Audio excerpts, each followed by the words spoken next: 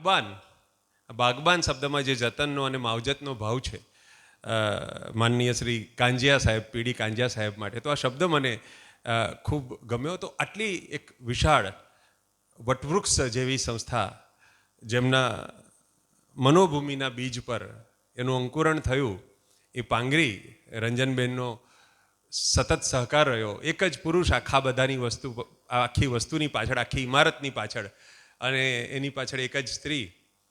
તો આ વટવૃક્ષના આપ સૌ શાખાઓ છો, ડાળ છો, પાન છો, પુષ્પ છો, અને એ વટવૃક્ષ પર આજના દિવસે એક પંખીની જેમ આવીને એક દિવસ માટેનો મારો આ મુકામ છે. તો આપના બાગમાં, આપના ઉપવનમાં આવીને મને જે આનંદ થાય છે એ હું શબ્દોમાં વર્ણવી શકું એમ નથી. આજના કાર્યક્રમની ખરી શોભા એના વક્તા નથી. આજના કાર્યક્રમની જે ખરી શોભા છે, ખૂબ સરસ જગ્યા છે, ખૂબ સરસ એમ્બિયન્સ છે. એમને તો હિમાલય યાદ આવ્યો મનહરભાઈને. તો शोभा शू है कहूँ, शोभा न नुमाइश से ना कोई खजाने से, शोभा न नुमाइश से ना कोई खजाने से, ना रोशनी करने या फूलों के सजाने से, बेजान ये चीज़ें क्या अवसर को सजाएगी, जान आई है महफिल में बस आपके आने से. तो आज तो आप बधा शिक्षक मित्रों उपस्थित छो, बहनों बहुमतीमां छे, पुरुषों लघुमती और अल्पमती हमेशा होय छे आजकल शिक्षण जगत में. चिंताजनक रीते पेलू एम वाघने सुरक्षित प्रजाति तरीके आपणे छे एम पुरुष शिक्षकने पण हवे आ सुरक्षित प्रजाति तरीके एने अभयारण्यनुं वातावरण आपवानी जरूर छे. पण एनुं एक कारण छे, बहनों शिक्षण जगतमां छे एनुं एक कारण छे. 3 वर्षनुं बाळक घरमां राजानी जेम जीवतुं होय, अचानक एक दिवस शाळाए आवे तो मातानो अभाव एने सौथी वधु पीड़े छे. माता साथेनो जे अनुबंध होय छे एनो, ए अनुबंधने स्कूल आववानुं गमे बाळकने 5 कलाक 6 कलाक, पण घरमां मारा वगर मारी मम्मी शुं करती हशे. जेटलो मानो जीव अद्धर एटलो बाळकनो जीव अद्धर होय मा वगर. अने एटला माटे ए पोतानी शिक्षिकामां माने शोधतो होय छे. एटले भूलथी पण 1 થી 4 मां भाईओए जवुं नहीं. मातृत्वना गुणो होय तो ज 1 થી 4 अथवा प्री प्राइमरी में. तो आ बहनों जे माता सदृश जेने कहीए आपणे मातृ समान कामगीरी करे छे, तमाम नारी शक्ति ने मारा वंदन छे. अने शिक्षण जगत में जे पुरुष शक्ति पण छे झांखी पाखी, एने पण मारा प्रणाम वंदन. हूँ सूरत थी आव्यो छुं, एटले सूरत थी आव्यो छुं एटले मने एक पंक्ति कायम मारा शुरुआत में कहेवानुं मन थाय कि सूरतनो छुं हूँ वतनी, सूरतनो छुं हूँ वतनी एटले आ आड़ लागे छे. आड़, आरोप, एलिगेशन कि सूरतनो छुं हूँ वतनी एटले आ आड़ लागे छे. शुभेच्छा पाठवुं छुं तोय सौने गाड़ लागे छे. एटले शुभेच्छा पाठववा वगर जे समय मारी पासे छे एनो उपयोग करीश. अने संस्कृतना शिक्षक ने तमे परिचयनु अने संचालननु काम सौंप्युं एटले बहु आनंद थयो मने. एक कवि तरीके तमारी सामे उपस्थित छुं. मातृभाषा अने आपणी देशनी जे देवभाषा छे ए देवभाषानो एक हूँ चाहक छुं. पण एमां जे कह्युं छे कि हस्ती हस्त सहस्रेण, मनहरभाई, हस्ती हस्त सहस्रेण शत हतेन वाजिनः, शृंगीणो 10 हस्तेन स्थान त्यागेन कविः. एटले हाथीथी 1000 हाथ दूर रहेवुं. जरा शार्पनेस ओછી करजो ने सेज बेस करजो. ट्रेबल सेज ओછું કરો, सेज बेस વધારો. हाँ, कि हाथीथी 1000 हाथ दूर रहेवुं, घोड़ाथी 100 हाथ दूर रहेवुं, सींगड़ावाळा पशुथी 10 हाथ दूर रहेवुं, अने ज्यां कवि होय ए जिल्लो ज छोड़ी देवो. हमणां हूँ ट्रेનમાં આવતો હતો, મારે અહીંયા જે લેક્ચર આપવાનું હતું એટલે મને એમ કે થોડી શાયરીઓ બોલીશ. એટલે મારા બાજુમાં જે પ્રવાસી હતા એની સાથે મેં વાત શરૂ કરી અને મેં કહ્યું કે હું કવિ છું. એટલે એ ભાઈ સાંભળીને બોલ્યા કે હું બેરો છું. તરત જ જવાબ આપ્યો સાંભળીને કે હું બેરો છું એમ. પણ એવા સમયે આપ સૌ સરસ્વતીના ઉપાસકો, બહુ જ આનંદ થાય. સમય ખૂબ ઝડપથી બદલાઈ રહ્યો છે અને એવા સમયમાં સરસ્વતીના આપ સૌ ઉપાસકો એ પણ ખૂબ ઝડપથી પોતાની માનસિકતા મૂળ એ જ છે. સરસ્વતી દેવી છે શિક્ષણની, સાહિત્યની, કલાની એ જ છે, પણ સમય પ્રમાણે જે સ્વરૂપ બદલાય છે એ સ્વરૂપને આપણે સમજી ના શકીએ તો આપણે એની જે આરાધના છે યોગ્ય રીતે કરી શકતા નથી. એટલે મેં 4 પંક્તિ એમ લખી છે કે જ્યાં સ્નાન કરવા ઉતર્યો બિલકુલ સૂકી નદી છે, કે જ્યાં સ્નાન કરવા ઉતર્યો સાહિત્યની, કલાની, ભણતરની, શિક્ષણની જે દશા છે, કે જ્યાં સ્નાન કરવા ઉતર્યો બિલકુલ સૂકી નદી છે, એ લુપ્ત થઈ ચૂકી છે, એ તો સરસ્વતી છે, કે વસ્ત્રાહરણનું સાહસ ને એકલો દુશાસન, ભાષાનું, કલાનું, જ્ઞાનનું, કે વસ્ત્રાહરણનું સાહસ ને એકલો દુશાસન. અરે કંઈ કેટલાની એમાં નિશબ્દ સંમતિ છે, કે કંઈ કેટલાની એમાં નિશબ્દ સંમતિ છે. તો આ એક દુશાસન નહીં, સત અને અસતનું મિશ્રણ દુનિયામાં ચાલતું હોય છે. સતત બેની વચ્ચે સંઘર્ષ ચાલતો હોય છે. અને આપણા વિદ્યાધામ એ એવી જગ્યા છે, ઈશ્વરે એક એવી જગ્યામાં આપણને બધાને મૂક્યા છે કે આ સત અને અસતનું જે સંતુલન છે એ અસત તરફ જ્યારે વધારે જાય ત્યારે આપણા વિદ્યાધામ એ એવી જગ્યા છે કે એને સત તરફ લઈ આવે છે. શિક્ષક તરીકે, માનવી તરીકે આપણે બધા પણ સત અસતનું મિશ્રણ છીએ, પણ આપણી અંદર જે સત રહેલું છે અને વિદ્યાર્થીની અંદર જે સત રહેલું છે એને પ્રગટાવવાનું, એને વિકસાવવાનું, એને બચાવવાનું જે કામ આપણે કરવાનું છે એ કામ આવા ઉપક્રમો દ્વારા કરતા હોઈએ છીએ.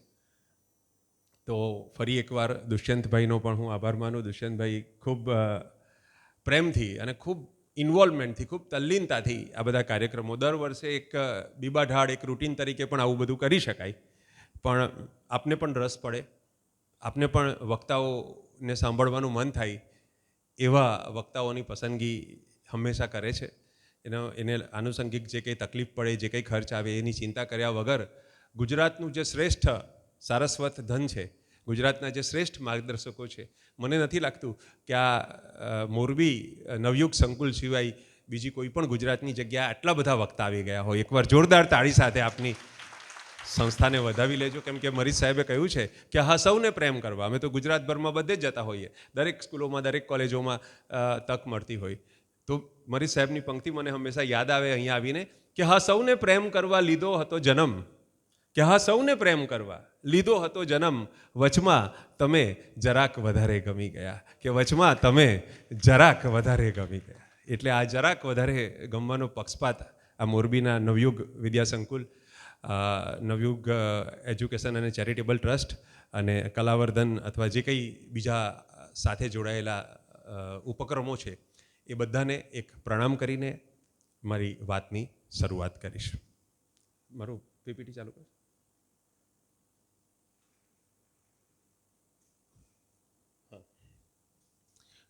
ચાલશે, આટલી લાઇટ હું પણ દેખાવો જોઈએ. તો થોડી લાઇટ રાખો, વાંધો નથી, એમાં એટલું મહત્વનું નથી. એકાદ લાઇટ રાખો, આ તરફની જો થાય તો. હા, બસ બસ બસ, ચાલશે ચાલશે. તો ટીચિંગ માઇન્ડ્સ, ટચિંગ હાર્ટ્સ. મેં એક મનોવિજ્ઞાનના અભ્યાસી તરીકે સતત એવું વિચાર્યું છે, સતત મારી એવી પ્રતીતિ રહી છે, મારા મનમાં સતત એવી શ્રદ્ધા રહી છે કે આપણે ભણાવવાનું છે એ મગજને છે, ટીચિંગ, પણ ટચિંગ જે છે, અડકવાનું છે, સ્પર્શવાનું છે, તે છે હૃદયને. આ આખું લેક્ચર કદાચ ના કરવાનું હોય ને મારે ખાલી એક જ વાક્ય મૂકીને જવાનું હોય તો હું આ મૂકીને જાઉં કે ટીચિંગ માઇન્ડ્સ, ટચિંગ હાર્ટ્સ. તો મારી સામે જે શિક્ષક વર્ગ બેઠો છે, મારે પહેલાં તો એમ જાણવાની કોશિશ કરવી છે કે એમાંથી પ્રી પ્રાઇમરીવાળા કેટલા છે? હાથ ઊંચો કરજો જરા. હા, છે, ઓકે, સરસ. પ્રાઇમરીવાળા કેટલા છે? 5 ધોરણ સુધી, 1 થી 5. હા, ડબલ 2માં કરવું પડે તો વાંધો નથી. ઓકે, 6 થી 8 વાળા કેટલા છે?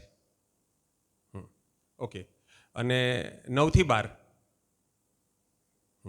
બરાબર. અને કોલેજ?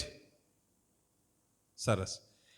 એટલે પેલું ટ્યુશનના ક્લાસ કોઈ બેન ચલાવતા હોય ઘરમાં અને 1-2-4 વિદ્યાર્થી પહેલા ધોરણના હોય, 2-4 બીજાના હોય, 2-4 ત્રીજાના હોય, એકાદ પડોશીનું બાળક રમવા આવ્યું હોય, સોંપી ગયા હોય બેન કે સાચવજો આને, નાનું હોય, એકાદ પોતાનું બાળક હોય એને લેસન કરાવવાનું હોય, અને આની વચ્ચે ટ્યુશનની જે પ્રક્રિયા ચાલે કે કોણે શું ભણાવવું, એવી આજે મારી દશા છે કે પ્રી પ્રાઇમરીથી લઈને કોલેજ સુધીના શિક્ષકો છે. દરેકે તમારે જે કામ કરવાનું છે જે વર્ગ સાથે, એ વર્ગ અલગ છે, છતાં હું કોશિશ કરીશ કે કંઈક કોમન, કંઈક સામાન્ય, કેમ કે જે વાત પ્રાઇમરીને લાગુ પડે એ સ્વાભાવિક છે કોલેજના શિક્ષકોને લાગુ ન પડે, કોલેજના વિદ્યાર્થીઓને, પણ છતાં એક શિક્ષણને કોમન ફેક્ટર સમજીને હું વાત કરવાની કોશિશ કરીશ. અને લેક્ચર તમે ખૂબ સાંભળતા હોવ છો, એટલે મને હંમેશા મેં જોયું છે કે કોઈ પણ વ્યક્તિ, હું પણ ઓડિયન્સમાં જ્યારે બેઠો હોઉં છું ને, તો 22 મિનિટ સુધી હું ધ્યાનથી સાંભળું છું. તમારે 15 તો થઈ ગઈ. પછી 23મી મિનિટથી થોડા હાથ આમ મૂકવો પડે મોં પર, કેમ કે બગાસા આવવાના શરૂ થાય, અને ધીરે ધીરે તો પછી જોકા પણ આવે, નસકોરા પણ બોલે, આ બધા પ્રશ્નો ઊભા થતા હોય છે. એટલે વક્તા ગમે એટલો ખમતીધર હોય, ગમે એટલો મજબૂત હોય, પણ આ કુદરતી એક વસ્તુ છે કે નિષ્ક્રિય શિક્ષક જેવા સતેજ વ્યક્તિને, જેને સતત બોલવાની, સતત બાળકો સામે રજૂ થવાની આદત છે, એને આ રીતે ખુરશી પર સ્થિર બેસવાની બહુ ટેવ હોતી નથી. અને એમાંય હું સાંભળું ને તમે બોલો એકલા, એમ એ તો શિક્ષકના માટે એકદમ બહુ જ સ્વભાવની વિરુદ્ધની વસ્તુ છે. એટલે હું આશા રાખું કે આપણું આજે સેશન છે એને આપણે ઇન્ટરેક્ટિવ રાખીએ, એને આપણે દ્વિપક્ષી રાખીએ, એને આપણે વાર્તાલાપ સ્વરૂપે રાખીએ, કે જેથી તમે પણ જાગૃત રહો અને હું પણ જાગૃત રહું. તો આ શિક્ષણની જે પ્રક્રિયા છે, પહેલાં તો આપણે વ્યાખ્યા કરીએ. વ્યાખ્યા એટલે કંઈ વિજ્ઞાન કે ફિઝિક્સની વ્યાખ્યા નહીં, પણ સાદી, કે વાય ડુ વી એજ્યુકેટ. એ પ્રાઇમરીનું બાળક હોય કે કોલેજનું બાળક હોય, what is the purpose of education? Or પર્પઝને છોડી દો, what is the process of education and what is the need of education? શિક્ષણની ઉપયુક્તતા, ઔચિત્ય, યથાર્થતા શું છે તમારા હિસાબે? એ મને વાત કરો, વિચારીને જવાબ આપો.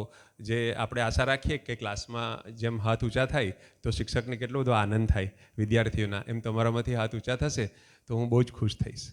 અને જે મોઢું નીચું કરીને આમ બેસી રહે એના પર કેટલો બધો ગુસ્સો આવે શિક્ષકને, એને ઊભા કરવાનું મન થાય પકડીને કે તું જ જવાબ આપ. તો તમારામાંથી મને શિક્ષણ એટલે શું, એમાં 10 જવાબ હોઈ શકે છે, 20 જવાબ હોઈ શકે છે, બધા સાચા હોઈ શકે છે, પણ મને એ જવાબ તમારી પાસેથી જોઈએ છે.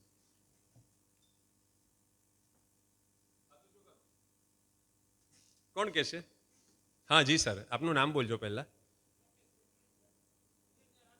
રાકેશભાઈ. તો રાકેશભાઈ શિક્ષણ એમની દ્રષ્ટિએ શું છે એની ટૂંકમાં વાત કરશે. શિક્ષણ એટલે વ્યક્તિત્વ વિકાસ એટલે રાષ્ટ્ર નિર્માણ. બહુ સરસ વાત કરી, વ્યક્તિત્વ વિકાસ અને રાષ્ટ્ર નિર્માણ. હવે એને જરા વધારે આમ આમ આ તો છે ને પેલા આમ લેબલ થયા, આમ શીર્ષક થયા. તમે બેસી જાઓ, વાંધો નહીં. 3 વર્ષના બાળકને આપણે એમ કહીએ કે ભાઈ વ્યક્તિત્વ વિકાસ તારો કરવાનો છે, એટલે તને અમે નર્સરીમાં એડમિશન આપ્યું છે કે રાષ્ટ્ર નિર્માણમાં તારે એક પાયો બનવાનું છે, તો કે એ બાળકને સમજ પડે નહીં. અને કોલેજના બાળકને એમ કહું તો એ હસી નાખે. એટલે આ બરાબર છે, આ વાત ખોટી નથી. હા, બીજું એ સિવાય? હા બોલો બોલો પ્લીઝ, મને બહુ આનંદ થશે. એક જવાબ ભાઈઓએ આપ્યો છે, એટલે હવે બહેનોનો વારો છે. હા આ બેનું, હા અમને સેકન્ડ લાઈનમાં.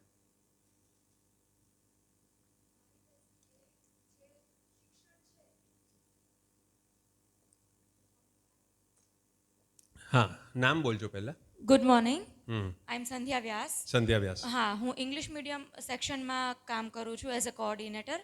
મારી દ્રષ્ટિએ શિક્ષણ એ એક છોડવાને જે આપણે પાણી સિંચીએ છીએ, જે રસાયણ નાખીએ છીએ, એ છે કે જે રીતે તમે માવજત એક છોડવાની કરો છો, જો નાના બાળકની શરૂઆતથી એ રીતે માવજત થાય તો જ્યારે વટવૃક્ષ બને છે ત્યારે જે અલગ અલગ પ્રકારના ફળો મળે છે, બસ જે વિદ્યાર્થી છે એમાંથી અલગ અલગ પ્રકારનું બરાબર છે. એટલે આપણે લઈ એનું શકીએ છીએ. બીજ જે છે એ બીજની અંદર જે કંઈ ગુણ હોય હાજી. એ આપણું કામ છે ખાતર પાણી સિંચાઈ કરવાનું. અને હાજી. બહુ સરસ તમે વાત કરી. ચલો 2 વ્યાખ્યા આપણને મળી, એક રાકેશભાઈ તરફથી, એક સંધ્યાબેન તરફથી. બીજું કોઈ એક વાત લઈ લઈએ. આ બંને જ સાચા છે. આ સિવાય ચલો હું સવાલને મારો ટ્વિસ્ટ કરું, જરાક આગળ લઈ જાઉં. બાળક પ્રાઇમરીનું હોય કે બાળક કોલેજનું હોય, બાળકને ભણવું છે ખરું? આમાં તો હા કે ના જ જવાબ આપવાનો છે. અને હા કે ના તો વિસ્તારથી જવાબ આપો.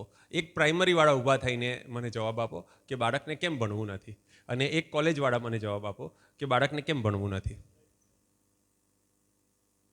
આપણા ઈરાદા તો કેટલા સારા છે. આપણે તો વ્યક્તિત્વ વિકાસ કરવું છે, આપણે તો રાષ્ટ્ર નિર્માણ કરવું છે, આપણે તો માવજત કરવી છે, આપણે તો એનું જે બીજ છે એમાંથી ફળ ઊભું કરવું છે. આપણે તો આટલો બધો સારો ઈરાદો લઈને ક્લાસરૂમમાં જઈએ છીએ. તો બાળકને કેમ ભણવું નથી એ પ્રાઇમરીના શિક્ષક જવાબ આપે, અને બાળકને કેમ ભણવું, વિદ્યાર્થીને યુવાનને કેમ ભણવું નથી એ કોલેજના શિક્ષક જવાબ આપે, કોલેજ અથવા હાયર સેકન્ડરીના. એક જવાબ લઈને આગળ વધીએ બહુ ઝડપથી આપણે, કેમ કે ઘણી બધી વસ્તુ કવર થઈ શકશે જો તમે ઉત્સાહ બતાવશો ને. જો મારી સમજણ અને તમારી સમજણ એ સરખી છે.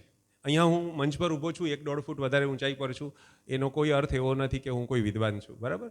વિદ્વાન હોવાનો સફળ દેખાવ મેં ઊભો કર્યો છે, પણ એવો હું છું નહીં, એ ભ્રમણા છે. આપણે સાથે મળીને પ્રક્રિયા કરવાની છે. હા બસ એમ. અહીંયા પહેલી લાઈનમાં અને ત્યાં, હા, બંને જણાને આપો. Good morning. જી. નાના બાળકોને એટલે નથી ભણવું. નામ પહેલા કહેવાનું. વૈભવી પારેખ. વૈભવીબેન, હા. નાના બાળકોને એટલે નથી ભણવું કે એમનામાં પૂરતી સમજણ નથી કે આ શા માટે જરૂરી છે, અને મોટા બાળકોને ખબર છે કે આ ક્યાંય કામ નથી આવવાનું આગળ, એટલા માટે નથી ભણવું. એટલે પણ જરૂરી છે ખરું? જરૂરી છે, પણ બેઝિક લાઈફમાં ક્યાંય આપણને ફિઝિક્સ, કેમેસ્ટ્રી, સાયન્સ આવતું નથી. કાલે જ એક વક્તા આવ્યા હતા, એને કીધું હતું કે બેઝિક લાઈફમાં તમને ક્યાંય મેથ્સના દાખલા નહીં પૂછાય, પણ એની પાછળ જે થિયરી છે, હા, એ શું છે એ તમે સમજાવો. બરાબર છે. જી. આ બાજુ બેનને જવાબ આપો છે આગળ. કોલેજવાળા તૈયાર રહે. કોલેજના વિદ્યાર્થીઓનો એક જવાબ મને જોઈએ છે. માય મંજુ પરેચા, મંજુબેન. પ્રિન્સિપલ ઓફ નવયુગ કિડ્સ વિભાગના બધાને છો. જી. નથી ભણવું એનું રીઝન ફર્સ્ટ ઓફ છે કે આપણી education method including in prep section, college section કે કોઈ બી સેક્શનમાં કે જે જરૂર નથી એના કરતાં વધારે શિક્ષણ ભણાવવામાં આવે છે, અને જે જરૂર છે એ ક્યાંય પણ કવર કરવાનું નથી આવતું. બરાબર છે. અને સ્પેશિયલી છે નાના છોકરાઓ માટે હું કહીશ, કારણ કે એ બાબતમાં હું એક્સપર્ટ છું, કે નાના કિડ્સને એવું છે કે તમે એને ખાલી એક જગ્યાએ બેસાડીને ભણાવશો તો એને કોઈ ઇન્ટરેસ્ટ નથી, રાઈટ? તો એને કોઈ ઇન્ટરેસ્ટિંગ વે કરવો પડે, એના કારણે બાળકો ભણતા નથી. બરાબર છે. તો આ એમણે સરસ વાત કરી કે કદાચ આપણે જે પીરસીએ છીએ એ કેટલું પીરસવું અને શું પીરસવું એ નક્કી કરનાર લોકોને કદાચ બાળ માણસની પૂરેપૂરી સમજ નથી, અને ક્લાસરૂમમાં ટીચરની હાલત કફોડી થઈ જાય છે, કેમ કે એની પાસે એક તરફ કોર્સ છે સરકાર તરફથી કે જે સૂચના મળેલી છે એ છે, ને એક તરફ વિદ્યાર્થી છે કે જેની તરસ, જેની પ્યાસ શું છે એ આપણને ખબર નથી. સરસ વાત બેને કરી. અને આ એક કોલેજના આપણા પ્રાધ્યાપક અથવા હાયર સેકન્ડરીના મિત્ર આ કહેશે કે બાળકોને કેમ ભણવું નથી. મારું નામ વિજય સાણંદિયા, સેકન્ડરીમાં છું. પહેલાં તો શિક્ષણની એક વ્યાખ્યા કહું. વર્તનમાં અપેક્ષિત પરિવર્તન લાવવું એ શિક્ષણ છે. હવે પ્રાઇમરી હોય કે સેકન્ડરી હોય કે કોલેજ હોય, દરેક સજીવની એક લાક્ષણિકતા છે કે ઝડપથી પરિવર્તનને સ્વીકારતું નથી ભણવું. એના માટેનું આ રીઝન મારી દ્રષ્ટિએ છે કે બાળક જે સ્થિતિમાં છે ને એ સ્થિતિમાં રહેવાનો પ્રયત્ન કરે છે. ભૌતિક વિજ્ઞાન પણ એમ કહે છે કે વસ્તુ પણ પોતાની એ જ સ્થિર સ્થિતિ જાળવી રાખવાનો પ્રયત્ન કરે. એમ બાળકની અંદર, સજીવની અંદર પણ એવું જ છે કે પોતાની જે સ્થિતિ હોય એ જાળવી રાખવા પ્રયત્ન કરે છે. આપણું એવું છે કે શિક્ષકનું, સામેની વ્યક્તિનું, કે એમાં અપેક્ષિત પરિવર્તન આવે એટલે એ ઝડપથી એને સ્વીકારતું નથી ને એટલે એને ભણવું ગમતું નથી. આઈ થિંક આવું છે. બરાબર છે. તો આમ તમારી વાત સાથે મારે પૂરી સંમતિ નથી, પણ છતાં તમે સરસ રીતે તમારી વાત મૂકવાની કોશિશ કરી. કેમ કે મારું એવું માનવું છે કે દુનિયામાં કોઈ પણ વ્યક્તિ આપણને ભલે એ અસહકારી લાગે, આપણને ભલે એ થોડો જડ લાગે, સૌથી નબળામાં નબળો વિદ્યાર્થી કે સૌથી મંદ વ્યક્તિ દરેકને વિકાસ કરવો છે. મોદી સાહેબ વાળો નહીં, પણ વિકાસ એટલે ડેવલપ થવું છે. દુનિયામાં મેં અત્યાર સુધી હું માનસિક મંદ બાળકો સાથે કામ કરું છું. મેં કોઈ માનસિક મંદ બાળક પણ એવું જોયું નથી કે જેણે આગળ નથી વધવું, જેણે જીવનમાં કંઈક નવું નથી કરવું, આપણા રસ્તે નથી વધવું, એ અલગ વાત છે. પણ બાળકને પોતાની સમજ હોય છે, ડિસ્ટોર્શન ઓફ અન્ડરસ્ટેન્ડિંગ હોય, કે એનું અન્ડરસ્ટેન્ડિંગ કદાચ એમ હોય કે હું વિડીયો ગેમ રમીને આગળ વધીશ, કે હું કંઈક બીજું કરીને આગળ વધીશ. પણ વિકાસ ના કરવો હોય, ડેવલપ ના થવું હોય, એવું કોઈ વ્યક્તિ મેં હજુ સુધી જીવનમાં મને મળી નથી. આજ સુધી મેં કોઈ એવી વ્યક્તિ જોઈ નથી કે જે આગળ ન વધવા માગતી હોય. એટલે અનકન્ડિશનલ પોઝિટિવ રિગાર્ડ જેને કહીએ, કે બિનશરતી હકારાત્મક ભાવના. મારી સામે તમે બેઠા છો, હું એમ વિચાર કરું કે આગળ જે 15-20 બેઠા છે એ લોકો આતુર છે સાંભળવા માટે, નવું કંઈ પામવા માટે. વચ્ચે જે બેઠા છે એ લોકોના મનમાં કુતૂહલ છે કે ભાઈ આ નવું શું કહેશે, અમે બધું સાંભળ્યું જ છે ને બધું વાંચ્યું જ છે. અને છેલ્લે જે બેઠા હોય એને એમ થાય કે 8 વાગે શરૂ થયું છે, 10 પૂરું તો થશે ને. એટલે આવા અલગ અલગ વર્ગ તમારી સામે પણ હોય, અમારી સામે પણ હોય. તો હું અહીંયા આવ્યો છું તો મારું જે ધ્યાન છે તે માત્ર આગળના પર રાખવું, જે લોકોને સાંભળવું છે, બાકીનાને ધિક્કારું, એમ વિચારું કે આ તો અવાજ હોય શિક્ષકોને શું વાત કરવાની, શિક્ષકોની ગુણવત્તા બહુ નબળી છે, એમ વિચારું હું? કે હું એમ વિચારું કે આ જે મને તક મળી છે, લગભગ 250 થી 300 જેટલા વ્યક્તિત્વને વિચારતા કરવાની, તો એક રિસ્પેક્ટ. તમે પ્રાર્થના ચાલતી હતી ત્યારે તમે ભગવાનને નમન કરતા હતા, બધાની આંખો બંધ હતી, મેં જોયું. અને હું આપ સૌને નમન કરતો હતો, આપની અંદર રહેલા ભગવાનને નમન કરતો હતો. કે આ શિક્ષકની અંદર જે ભગવાનનો વાસ છે એને હું નમન કરું છું. એને કંઈ પણ કહેતા પહેલાં હું એને ચરણે પડું છું. તો જુદા જુદા લેવલનો તમને બધાને રસ છે. હવે એ રસને મારે જાગૃત કરવાનો છે. દુનિયામાં આપણે એટલું સત અસત જોયું છે, એટલું સારું ખરાબ જોયું છે કે દરેક નવી વ્યક્તિ પાસે આપણે શંકાથી જઈએ છીએ. આપણે પણ કોઈ ડૉક્ટર પાસે જઈએ, કોઈ વકીલ પાસે જઈએ, કોઈ આર્કિટેક્ટ પાસે જઈએ તો આપણે 50-50 માઇન્ડ સાથે જઈએ છીએ કે જોઈએ એકવાર બતાવીએ, એકવાર વાત કરીએ, પછી વિશ્વાસ બેસશે તો બીજી વાર વધારે એની સાથે કરીશું. કોઈ પણ માણસ 100% વિશ્વાસ સાથે ક્યાંય જતો નથી. એમ વિદ્યાર્થી પણ 100% વિશ્વાસ સાથે તમારી પાસે આવતો નથી. અને એમ તમે પણ 100% વિશ્વાસ સાથે રઈસ મનિયાર કે સંજય રાવલને કે કોઈને પણ અંકિતને સાંભળવા આવતા નથી. પણ આ પ્રક્રિયા જે છે, આપણે જે 15-20 મિનિટથી પ્રક્રિયા કરી રહ્યા છે, શરૂઆતમાં 40 જણાને કદાચ એમ રસ હોય કે ભાઈ રઈસ મનિયાર તો નામ તો સાંભળેલું છે તો કંઈક કરશે, અને બાકીના લોકો અત્યારે તાત્કાલિક નક્કી કરે. જેમ મૂવી જોવા ગયા હોઈએ આપણે તો 10 કે 15 મિનિટમાં એમ નક્કી કરીએ, જ્યારે હોટસ્ટાર પર કે પેલું શું કે નેટફ્લિક્સ પર કે એમ મૂવી જોતા હોઈએ તો 10 મિનિટમાં કે 12 મિનિટમાં આપણે નક્કી કરી નાખીએ છીએ કે ભાઈ 3 કલાક આપવા કે નહીં આપવા. બરાબર છે? We commit ourselves to a particular thing for given period of time. તો મારી કોશિશ એ છે કે તમારામાંથી 80%, 90%, બની શકે તો 100% લોકો આ 2 કલાક માટે કમિટ થાવ. મારી પાસે જે 100 મિનિટ છે એ 100 મિનિટ માટે હું તમારું કમિટમેન્ટ લઉં. તમે બીજી બધી ચિંતાઓને ભૂલી જાઓ. સવારે આવ્યા હો ત્યારે કાલનો રાતનો ઉજાગરો હોય, પરિવારમાં કંઈ ઝઘડો થયો, બોલાચાલી થઈ હોય, બાળકનું રિઝલ્ટ સારું નહીં આવ્યું હોય, એડમિશનની ચિંતા હોય, આ બધું રોજનું થયું.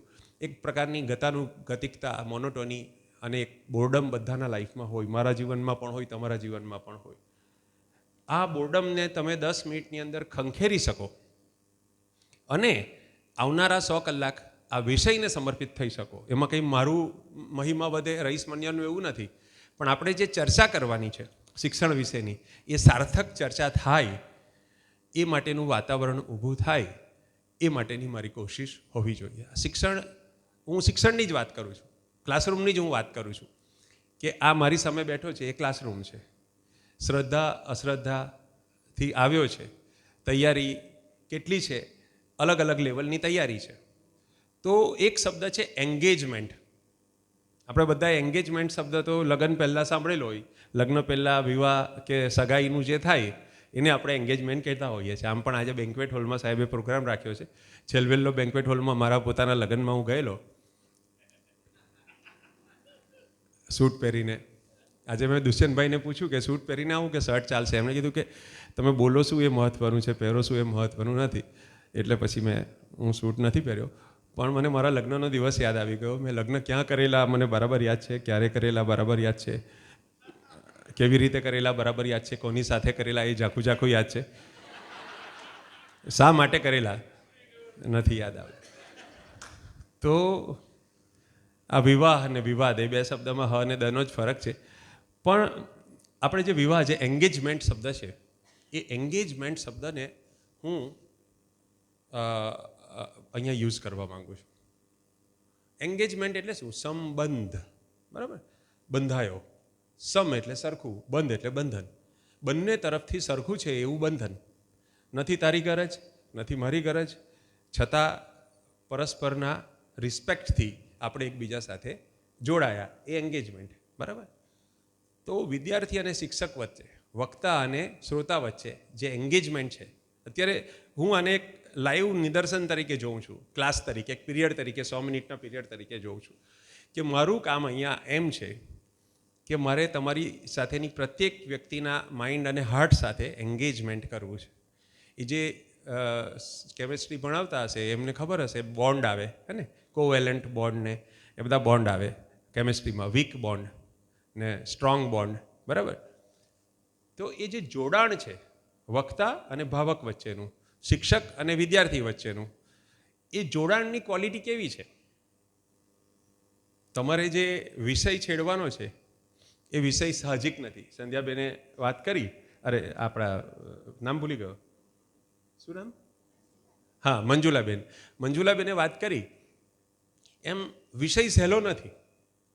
બાળક મીકા સિંહને સાંભળીને આવ્યું છે, હની સિંહને સાંભળીને આવ્યું છે, અરિજીત સિંહને સાંભળીને આવ્યું છે, બાળક શકીરાને સાંભળીને આવ્યું છે, બહાર IPL વિશે ચર્ચા કરીને આવ્યું છે, અને એ બાળક ફટ્ટ કરીને ક્લાસરૂમમાં બેલ પડતાની સાથે અંદર આવ્યું છે, અને તમારે એની સાથે સમાજ વિદ્યાની, આર્કિમિડીઝની, પાયથાગોરસની, સોક્રેટિસની અને જાત જાતની બધી વાતો કરવાની છે. એ ચેન્જ ઓવર છે, એ ચેન્જ ઓવર સહેલો નથી, એ ચેન્જ ઓવર મુશ્કેલ છે, એ કામ પોતે જ મુશ્કેલ છે. હવે આ મુશ્કેલ કામ કુદરતે તમને સોંપ્યું છે. હવે આ કામ પૂરેપૂરું કરવાનું નથી. શિક્ષક એમ સમજે કે હું જ્ઞાનનો દાતા છું, I am the provider of knowledge, I am the source of knowledge, તો એ શિક્ષક ખાંડ ખાય છે. કેમ કે આજે ગૂગલથી વધીને કોઈ જ્ઞાનનો દાતા નથી. બાળક પાસે બધું જ અવેલેબલ છે. બાળક પાસે પુસ્તક છે, બાળક પાસે ગાઈડ છે. તમે શું શીખવવાના એને? પાયથાગોરસ તમે શું શીખવવાના? બાળક પાસે છે જ. એ તો તમે શું એને શીખવવાના?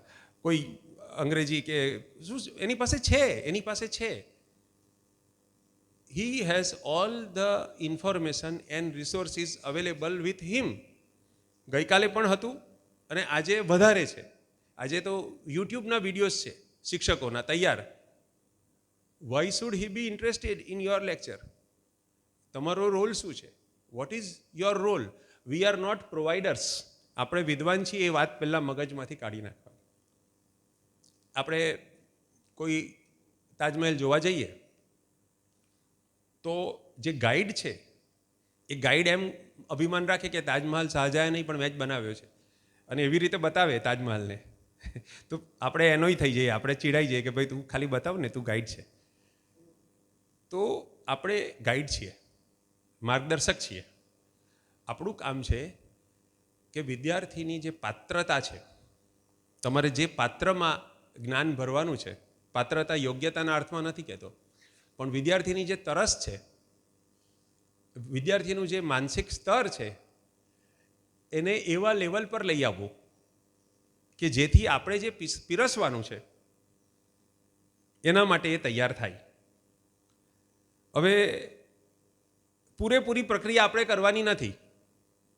બરાબરથી ધ્યાન રાખજો કે વિદ્યાર્થીને 1 થી 100 સુધી આપણે શીખવવાનું નથી. કોઈ પણ વસ્તુ પૂરેપૂરી શીખવવાની જરૂર જ નથી. કેમ કે ટીચિંગ પૂરું થાય છે પછી લર્નિંગ શરૂ થાય છે. ટીચિંગ અને લર્નિંગ શબ્દમાં ભેદ એવો છે કે ટીચિંગ એ શરૂઆત છે, અને જો શરૂઆત બરાબર કરી તમે ટીચિંગની તો આપોઆપ લર્નિંગ શરૂ થઈ જાય છે. અને લર્નિંગ શરૂ થઈ જાય પછી આપણે ખસી જવાનું હોય. કોઈ છોકરાને, નાના બાળકને તમે કંઈ રમત શીખવો અને એકાદ વસ્તુ જે એને નથી સમજાતી એ તમે એને બતાવી દો, અને બાળક પછી કહેશે કે હવે તમે જાઓ, હવે મને આવડે છે, હવે હું કરીશ. તો આપણે આ પ્રક્રિયાની ખાલી શરૂઆત કરવાની છે. અંગ્રેજીમાં સમજ પડે ને કોઈ પણ વસ્તુમાં, કોઈ પણ પ્રમેયમાં કે કોઈ પણ પ્રયોગમાં કે કોઈ પણ નવા કન્સેપ્ટમાં ભાગાકાર કે અપૂર્ણાંક, એના માટે એક શબ્દ છે કોગ્નિશન. સાંભળો છો બધાએ? કોગ્નિશનનો મિનિંગ શું છે? કોઈ મને સમજાવે? Cognition, COGNITION. મોબાઈલ કેટલા પાસે છે અત્યારે? હશે ને બધા પાસે? ગૂગલમાં સર્ચ કરો તો કોગ્નિશનનો અર્થ સર્ચ કરો. જે રીતે તમને ફાવે. ટ્રાન્સલેશન જુઓ તો ટ્રાન્સલેશન જુઓ, સિનોનિમ જુઓ, મિનિંગ જુઓ. COGNITION.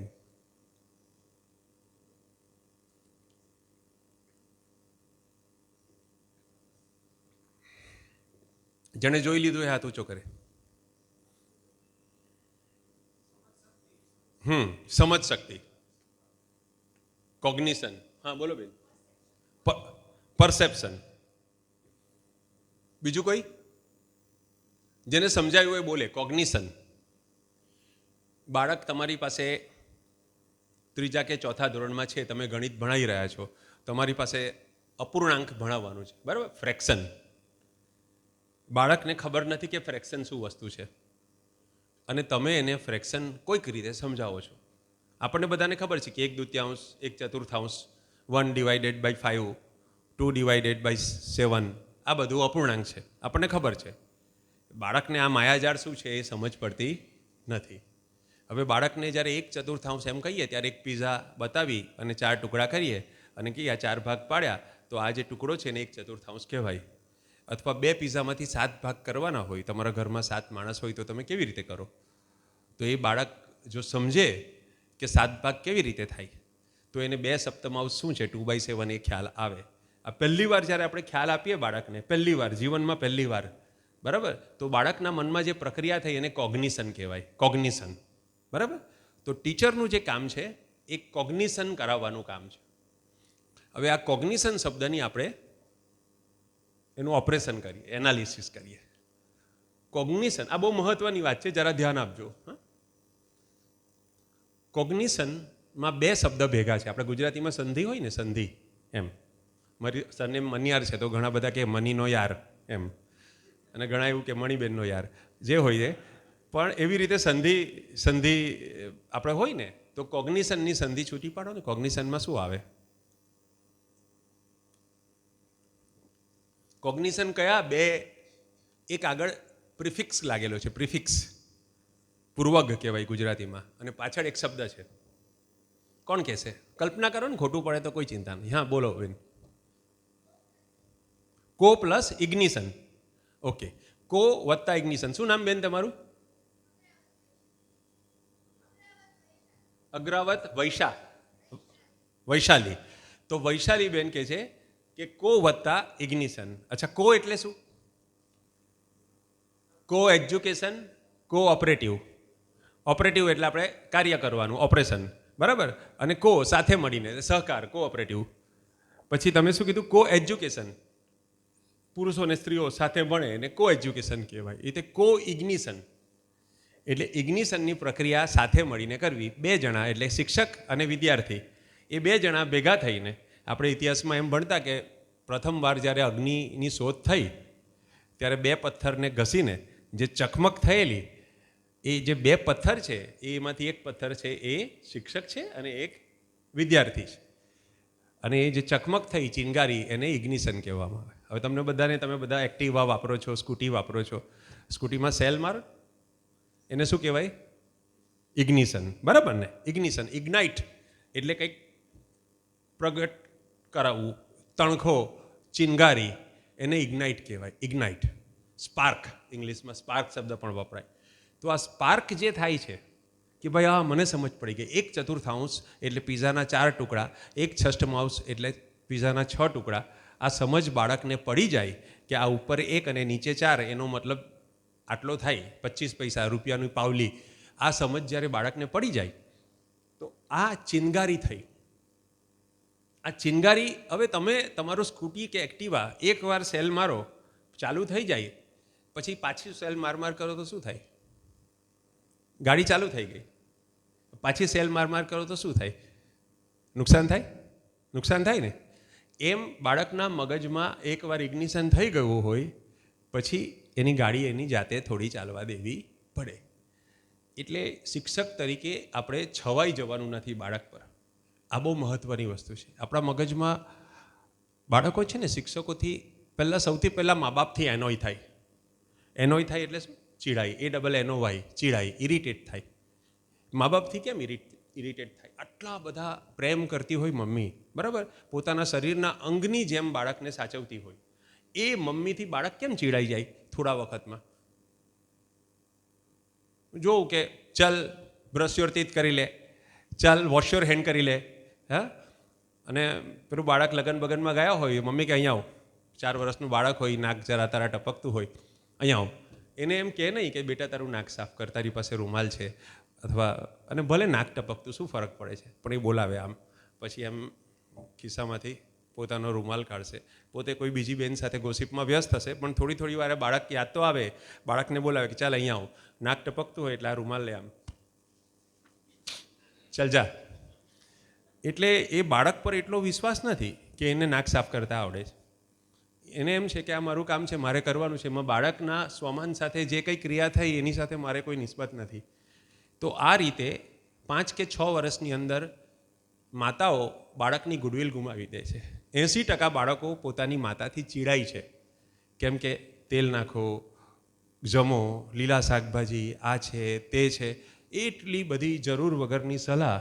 અને 10 વાક્યની જરૂર હોય બાળકને કહેવાની, ત્યારે 13 વાક્ય કહે. 10 વાક્યમાં સલાહ આપવાની જરૂર હોય ત્યારે 13 બોલે. અને છેલ્લા 11મું, 12મું ને 13મું વાક્ય 10 કયા હશે તો તમને ખબર છે, પણ 11મું, 12મું અને 13મું કેવા હોય કે તારી સાથે તો હું છે ને વાત કરીને કંટાળી ગઈ, એક દિવસ છે ને ઝેર ખાઈને હું તો મરી જવાની છું, તું ને તારા પપ્પા બંને સરખા. છેલ્લે ત્યાં સુધી પહોંચે. એટલે પેલા બાળકને છેલ્લી વાત વધારે યાદ રહે કે તું ને તારા પપ્પા બંને સરખાય. એટલે એ આખો વંશ વેલા પર એને વિચાર આવે કે હું મારું અસ્તિત્વ પણ નિરર્થક, મારા પપ્પાનું પણ નિરર્થક. પછી એમાં જે આગળ જે વાત કરી છે સારા સંસ્કારોની, એ આખી બધી વાત જ ચાલી જાય. તો ખરેખર બાળકોને 10 વાક્યની જરૂર હોય ત્યારે 7 કહેવાના હોય. 7 કહીને છોડી દો ને તો બાળક વિચારે કે આ કેમ અટકી ગયા વહેલા, માનની લાગણી થાય. અને બાળક જાતે વિચારે કે 8મું, 9મું, 10મું વાક્ય શું હોઈ શકે. અને બોધ શબ્દ છે સંસ્કૃતમાં, મનોહરભાઈ ક્યાં ગયા? હા, બોધ શબ્દ છે. હવે આપણે બોધ એટલે હંમેશા આપવો એ અર્થમાં જ લઈએ, બોધ આપવો. પણ બોધ કદી અપાય નહીં. તમે સંસ્કૃતમાં કોઈ પણ જગ્યાએ બોધ આપવો એ અર્થમાં નથી, બોધ થવો. બોધ થાય, બોધ અપાય નહીં. આપણે બોધ આપીએ છીએ, બોધ થાય એવી સ્થિતિ ઊભી કરતા નથી. હું આજે તમને બોધ આપીને જાઉં તો 15 દિવસ એની અસર રહેશે. સંજયભાઈ જે બોધ આપીને ગયા હશે 15 દિવસ અસર રહેશે. પણ હું કે સંજયભાઈ જે પ્રક્રિયા કરીએ એ પ્રક્રિયા તમને ખાલી વિચારતા કરીને છોડી મૂકીએ અને તમે ઘરે જઈને શાંતિથી વિચાર કરો, અને જે ફરક આવે ને એ 15 મહિના રહેશે, અથવા વધારે સમય રહેશે, 15 વર્ષ રહેશે. જો તમે જાતે તારવ્યું હશે, જો તમારા પર મેં હથોડો મારીને કીધું હશે કે આમ કરવાનું ને આમ નહીં કરવાનું, તો 15 દિવસ અસર રહેશે મેક્સિમમ. પણ જો મેં તમને વિચારતા કરીને છોડી મૂક્યા હોય તો તમને લાંબી અસર રહેશે. એટલે શિક્ષણની અંદર આપણે બાળકનું સન્માન એ રીતે જાળવવાનું છે કે બાળકના મગજની અંદર એક CPU છે, અને એક CPU મારી પાસે છે શિક્ષક તરીકેની. હવે મેં પ્રોગ્રામ ઇન્સ્ટોલ કર્યો, મેં એપ્લિકેશન ઇન્સ્ટોલ કરી, મેં એને રન કરીને મેં જોઈ લીધું કે એના પીસીની અંદર આ સિસ્ટમ ચાલુ થઈ ગઈ છે. હવે મારે ખસી જવાનું છે અને હવે એને જાતે ઓપરેટ કરવા દેવાનું છે. ટીચિંગ શબ્દ છે ને બહુ છેતરામણો છે. ટીચિંગ, ગુરુ, આ શબ્દ બહુ છેતરામણો છે. ટીચિંગનો અર્થ ખાલી એટલો જ છે કે વિદ્યાર્થીને ભણવા માટે મોટિવેટ કરવો, અને વિદ્યાર્થીની અંદર ભણવાની ઈચ્છા જાગૃત કરવી, ભણવાની રીત શીખવવી, એના પ્રશ્નો સોલ્વ કરવા. એને એમ લાગતું હોય કે આ બહુ ભારે છે તો એને ખ્યાલ આપવો કે આ એટલું બધું ભારે નથી. એને એમ સમજાવવું કે તારી કેપેસિટી જે છે એ કેપેસિટીની અંદરનું જ છે, તારે આ ભણવા માટે જે માઇન્ડસેટ જાગૃત કરવાનું છે એ માઇન્ડસેટ તારી અંદર છે જ, પણ આપણે જગતમાં જુદા જુદા સ્તરે જીવતા હોઈએ છીએ. અત્યારે તમે બધા મારી વાત સાંભળો છો તો તમને ખબર છે કે આ જે વિષય વાત કરી રહ્યા છે એના માટે એટેન્શન વધારે જોઈશે, એટલે તમે તમારા મગજની વધારે શક્તિ એકત્રિત કરીને સાંભળી રહ્યા છો. મને દેખાય છે તમારા મોઢા પર એ વસ્તુ. હવે અહીંયા પિક્ચર ચાલતું હોય બાગબાન કે ગંગુબાઈ કાઠિયાવાડી, તો તમારે એટલું મગજ ના ચલાવવું પડે, કેમ કે એ સહેલું છે. તો બાળકને સહેલી વસ્તુ સાંભળવાની જોવાની ટેવ છે. અને બેને કીધું તેમ અભ્યાસક્રમ એવો છે કે એ થોડો અટપટો છે. ભાષા, શબ્દો બાળકને જેટલી સહેલાઈથી એમ સમજ પડે, પેલો જ્યારે બોલતો હોય કે તેરે બિના, હા, તો એ બાળકને તરત મગજમાં ઉતરી જાય છે કે આ જીવનમાં સાલું કંઈક એવું હોવું જોઈએ કે તેરે બિના આપણે ગાઈ શકીએ, બરાબર. એ વસ્તુ સમજાવવા માટે અરિજીત સિંઘે, મીકા સિંઘે કોઈ કોશિશ કરવી પડતી નથી, કેમ કે એ બાળકને તરત ગળે ઉતરી જાય છે કે હા સાલું કોઈક તો એવું હોવું જોઈએ 7મા 8મા ધોરણ પછી કે જેને આપણે તેરે બિના જિંદગી એમ કહી શકીએ. પણ આપણે જ્યારે એમ કહીએ કે ભાઈ પદાર્થ આ રીતે ગતિમાં હોય છે અને આજે જેટલા વેગથી પદાર્થ સામે જાય છે ને એટલો પાછો આવે, આઘાત અને પ્રત્યાઘાત પરસ્પર વિરુદ્ધ દિશામાં અને સરખા હોય છે, તો એ બાળકને સમજતા વાર લાગે છે. એ સાંભળતા એનો અર્થ તારવતા બાળકને વાર લાગે છે. હવે કઈ રીતે ટેક્સ્ટબુક તો એ વાક્ય લખીને છૂટી ગઈ કે ભાઈ ન્યૂટન 200 વર્ષ પહેલાં આમ કહી ગયેલા, કે 100 વર્ષ 150 200 વર્ષ પહેલાં આમ કહી ગયેલા કે આઘાત અને પ્રત્યાઘાત પરસ્પર વિરોધી દિશામાં અને સરખા હોય છે. આ કામ આપણે બાળકને પીરસવાનું છે. પાઠ્યપુસ્તક લખનાર ન્યૂટનને જાણે છે, એ ગતિના આ નિયમને જાણે છે, ત્રીજા નિયમને, ત્રીજો હોય તો ત્રીજાને. અને શિક્ષક તમે બાળકને જાણો છો. તમને ખબર છે કે આ રિસેસમાં રમીને આવ્યું છે, મસ્તી કરીને આવ્યું છે. એ લોકોની રિસેસમાં મેચ ચાલતી હતી, એમાં 2 વિકેટ પડી છે અને હવે કાલથી બાકીની આ મેચ આગળ ચાલવાની છે. એ લોકોની અંદર એક્સાઇટમેન્ટ હજુ એ છે કે આપણી આ મેચ બેલ કેમ વહેલો પડી ગયો, આજે આપણી મેચ ચાલતી હતી. અને તેવા સમયે તમારો વિજ્ઞાનનો પીરિયડ છે. આ સ્થિતિમાંથી આ સ્થિતિમાં લઈ જવા માટે એક સંવેદના જોઈએ બાળક પ્રત્યેની, કે એની રિસેસ એને કેટલી મજા આવતી હતી, એ લોકો ફ્રેન્ડ્સ બધા વાત કરતા હતા, કેટલી મજા આવતી હતી. એમાંથી મારે એને હવે આ ન્યૂટન શીખવવાનું છે. ન્યૂટન શીખવવાનો છે એ પણ હકીકત છે, અને બાળકને શીખવું નથી એ પણ હકીકત છે.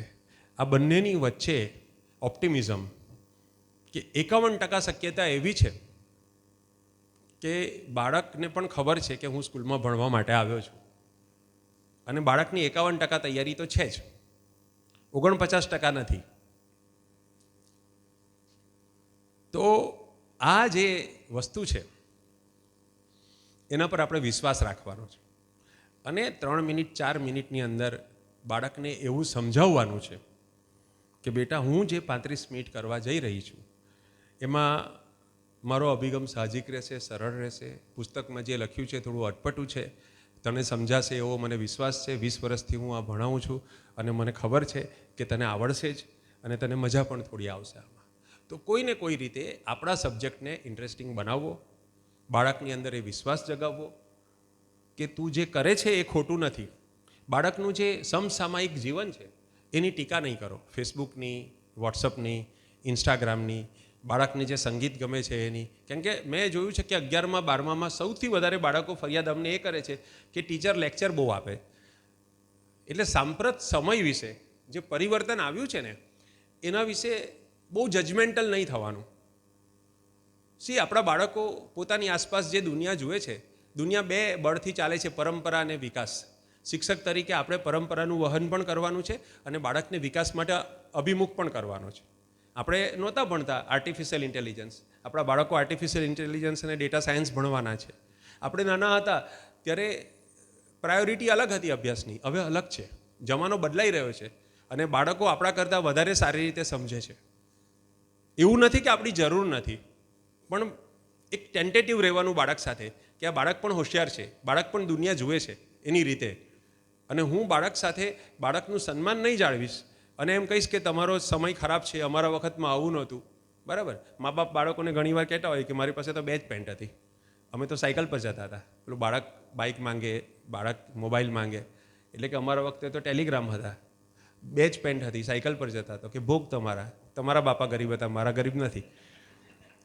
એટલે આવું લેક્ચર બાળકને કદી આપવું નહીં. આપણો સમય હતો, એનો સમય છે.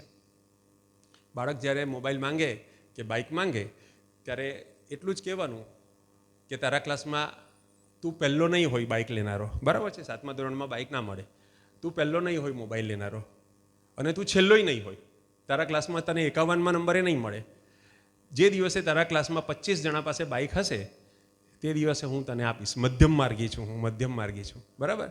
એટલે આ એક જવાબ છે જે મને સૂઝે છે કે બાળક જ્યારે કંઈ વસ્તુની માંગણી કરે, વિદ્યાર્થી ત્યારે એમ કહી કે 25 જણાને પાસે જ્યારે બાઇક હશે કે 25 જણા પાસે જ્યારે મોબાઈલ હશે ત્યારે તને મળશે. તું છેલ્લો નહીં હોય, તારા ક્લાસમાં છેલ્લો નહીં હોય. તો આ રીતે બિનજરૂરી કોમેન્ટ્સથી બચવું.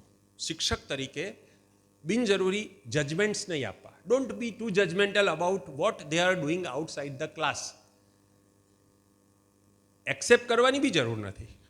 તમે એમાંથી કંઈ કનેક્શન શોધી શકો બાળકના જીવનમાંથી તો બહુ સારી વાત છે. તમને કાર્ટૂન્સ કે વેબ સિરીઝ કે અત્યારે જે કંઈ ચાલી રહ્યું છે એના વિશે ખબર હોય અને એ વાતને તમે તમારા વિષય સાથે કનેક્ટ કરી શકો, બહુ સારી વસ્તુ છે. એટલે વર્ગખંડમાં પહેલી 2-3 મિનિટમાં તમારું જે કામ છે તે એટેન્શન ગ્રેબ કરવાનું છે. બાળકોને 35 કે 40 મિનિટ તૈયાર કરવાનું છે. Live 1 day at a time. લાંબો સમય વિચાર નહીં કરો. અત્યારે જ્યારે પીરિયડ લેવા જાઓ ને ત્યારે એટલો જ વિચાર કરવાનો કે આવનારી 35 મિનિટ મારે મારા બાળકોને મારી સાથે રાખવા છે. ઇંગ્લિશમાં એક શબ્દ છે રિક્રુટમેન્ટ. રિક્રુટમેન્ટનો એક અર્થ એમ થાય કે તમે નિમણૂક કરી, એને રિક્રુટમેન્ટ, ભરતી એમ કહેવાય, બરાબર. પણ મારી દ્રષ્ટિએ રિક્રુટમેન્ટનો અર્થ આવો છે. હું શિક્ષણમાં એનો અર્થ આવો કરું છું કે સપોઝ હું કંઈ વાત કરું છું, એ 10 જણાને સમજાય. હું ધારો કે કવિતા બોલું છું કોઈક, તો એ 10 જણાને સમજાય અને 90ને ના સમજાય એ બી હોય. તો મેં 10 જણાને સાથે લઈને હું ચાલ્યો અને 90 જણાની મેં પરવા ના કરી એમ કહેવાય. હું મારી કવિતાના શબ્દો થોડા સરળ બનાવી શકું કે ભાઈ અનુભવ શબ્દ લોકોને નથી ખબર પડતી તો અહેસાસ કરું, બરાબર છે. સંવેદના શબ્દ નથી ખબર પડતી તો લાગણી કરું. એમ કરીને થોડુંક સરળ કરું એને, તો કદાચ 50 કે 75 સુધી પહોંચું. તો પહેલાં 10ને જ સમજ પડતી હતી, એના બદલે હવે 75ને પડે છે. તો મેં 65ને રિક્રુટ કર્યા એમ કહેવાય. મારો વ્યાપ મેં વધાર્યો એમ કહેવાય. તો ક્લાસરૂમમાં તમે જ્યારે 5 કે 7 હોશિયાર બાળકોને ધ્યાનમાં રાખીને ભણાવો, તમને સારું લાગે કે ઓહો આ છોકરાઓને તરત સમજ પડે. અરે ભાઈ એ હોશિયાર છે, એ કાલે વાંચીને આવેલો છે, તમે ભણાવો છો એ પહેલાંથી જ એને તો આવડે છે, તમે એની સામે જોઈને શું કામ ભણાવો? એને તો આવડે જ છે. જે નથી વાંચીને આવ્યા, નથી ભણીને આવ્યા, જેના ઘરમાં કોઈ કારણસર વાતાવરણ નથી, જેને ભગવાને આ 5 તેજસ્વી છે એટલી બુદ્ધિ નથી આપી, એવા મધ્યમ અને છેવાડાના પણ બાળકો ક્લાસમાં છે.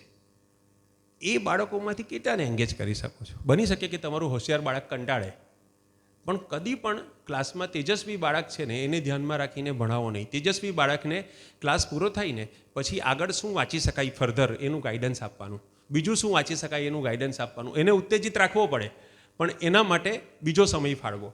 ક્લાસરૂમની અંદર તેજસ્વી બાળકો પર ધ્યાન રાખવું ને એટલે પેલા નબળા બાળકોને એમ થાય, મધ્યમ બાળકોને, કે ટીચરને તો ખાલી હોશિયારમાં જ રસ છે અને આપણે પણ સહેલું શોધીએ છીએ. આપણને ખબર છે કે હું જે ભણાવું છું એ આ 5ને ખબર પડી જવાની છે, એટલે આપણે એની સામે જોઈને જ ભણાવીએ કેમ કે આપણને સારું લાગે છે. આપણને એમ થાય કે મારી મહેનત સફળ છે.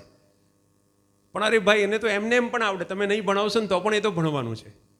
જે નબળો છે, જે સાધારણ છે, એને જો તમે ભણાવી શકો તો ખરા.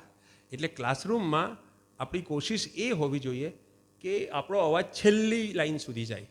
એ છેલ્લો બેન્ચવાળો છે ને એને પણ આપણે ઇન્વોલ્વ રાખીએ, કોઈને કોઈ રીતે એને પણ ઊભો કરીને એની સાથે વાતચીત કરીને એને ભીંસમાં લઈને નહીં, એના પ્રત્યે રિસ્પેક્ટ રાખીને આપણે પ્રક્રિયા કરીએ ક્લાસમાં. તો ક્લાસરૂમની અંદર તમારો સબ્જેક્ટ ગમે તે હોય, તમને અમુક મેં પાયાના મુદ્દા કીધા, બરાબર છે. હવે તમારામાંથી અમુકને બગાસા આવતા હશે, ઊંઘ આવતી હશે, એટલે હું ફરી પાછો તમને પૂછું છું કે અત્યાર સુધી આપણે જે વાત કરી એમાંથી તમારા મગજમાં જે એક વાક્ય બેઠા હોય એ જરા રિપીટ કરો પ્લીઝ. તમને એમ લાગ્યું હોય કે આ સાહેબે જે વાત કરી એમાંથી મને આટલી સમજ પડે છે અને આટલું હું ઘરે લઈ જઈશ, એક વાક્ય, તો એ તમે અત્યારે હવે ઊભા થઈને મને કહો એટલે હું પાણી પી લઉં.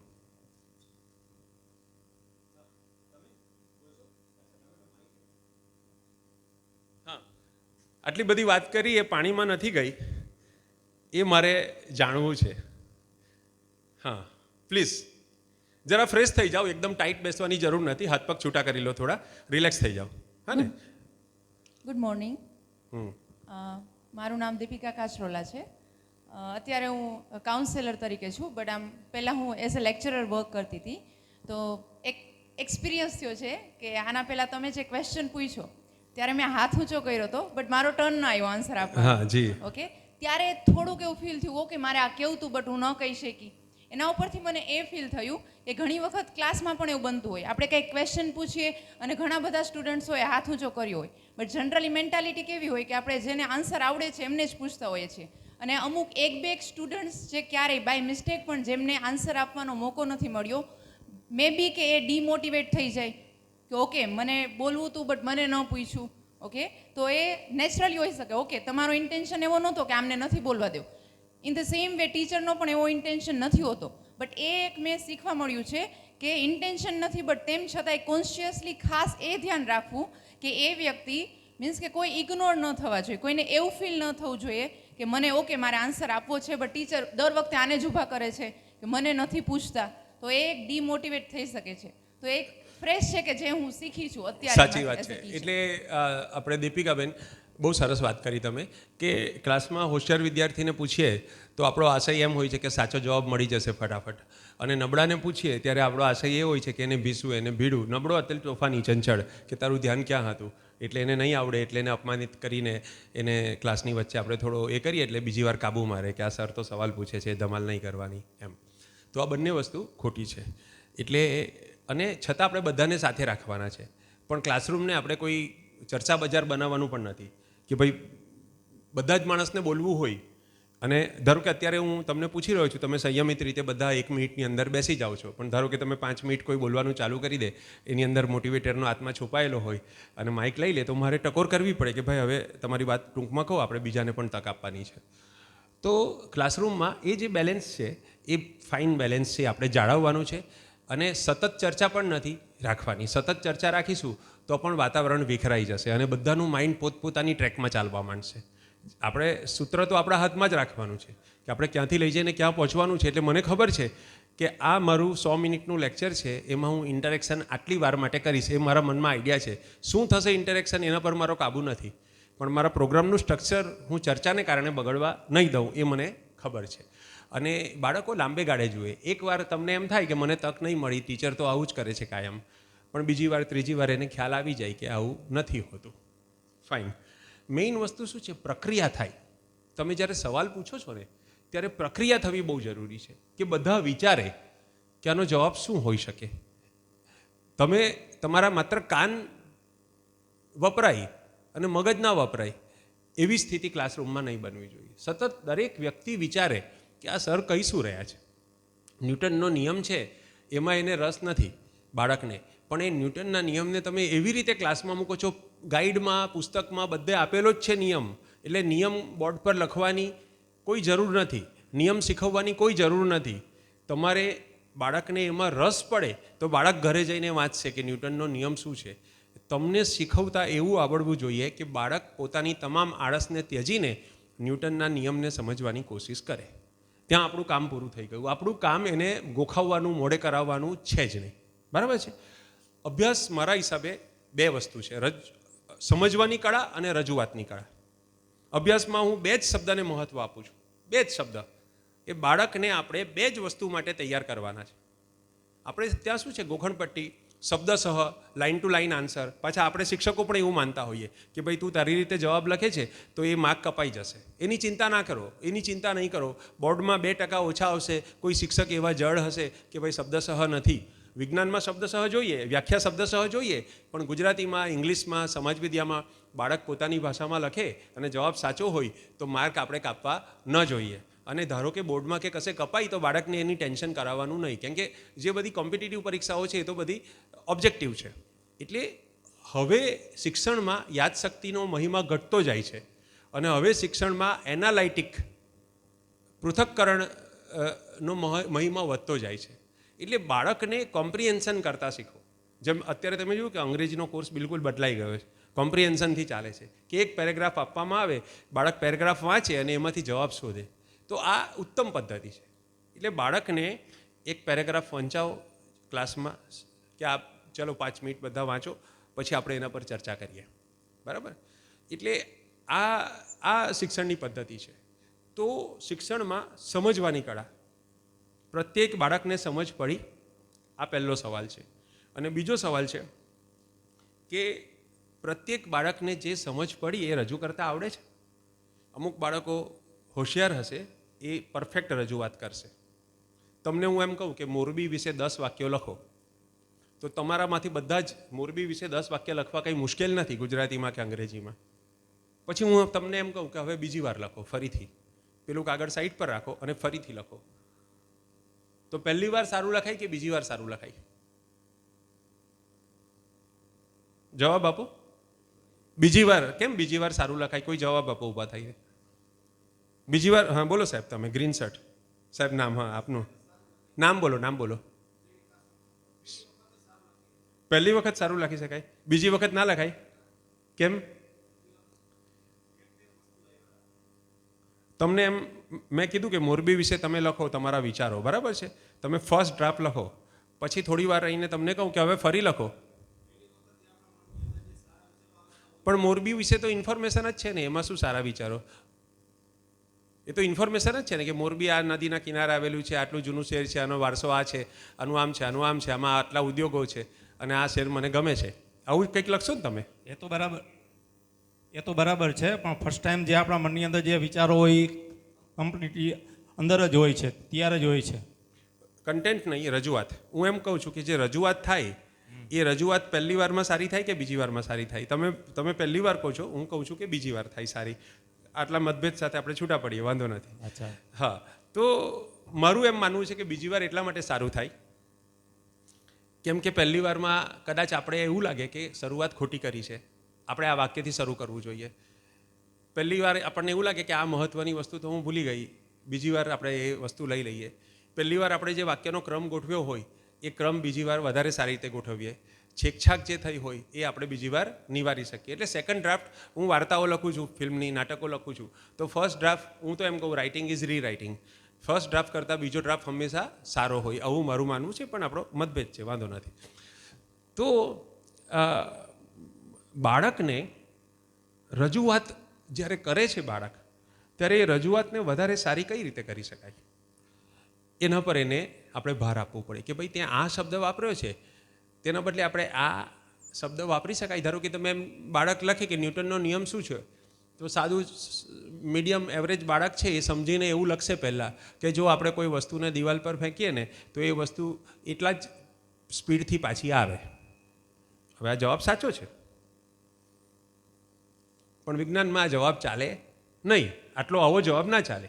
જવાબ સાચો છે, તો આપણે એને રિફાઇન કરવો પડે કે ઓકે બેટા, હવે આના માટે આપણે જરાક વસ્તુ દિવાલને બધા શબ્દો આમાં આવશે નહીં, અને આપણે એને જરાક વધારે રિફાઇન કરતા જઈએ, તો બાળક એ ભાષા પછી ધીરે ધીરે કરતું થઈ જાય કે અચ્છા, આઘાત અને પ્રત્યાઘાત પરસ્પર વિરોધી દિશામાં અને સરખા હોય છે, આવું એ બાળકને ધીરે ધીરે ખ્યાલ આવવા માંડે. તો રજૂઆત એ બહુ મહત્ત્વની છે.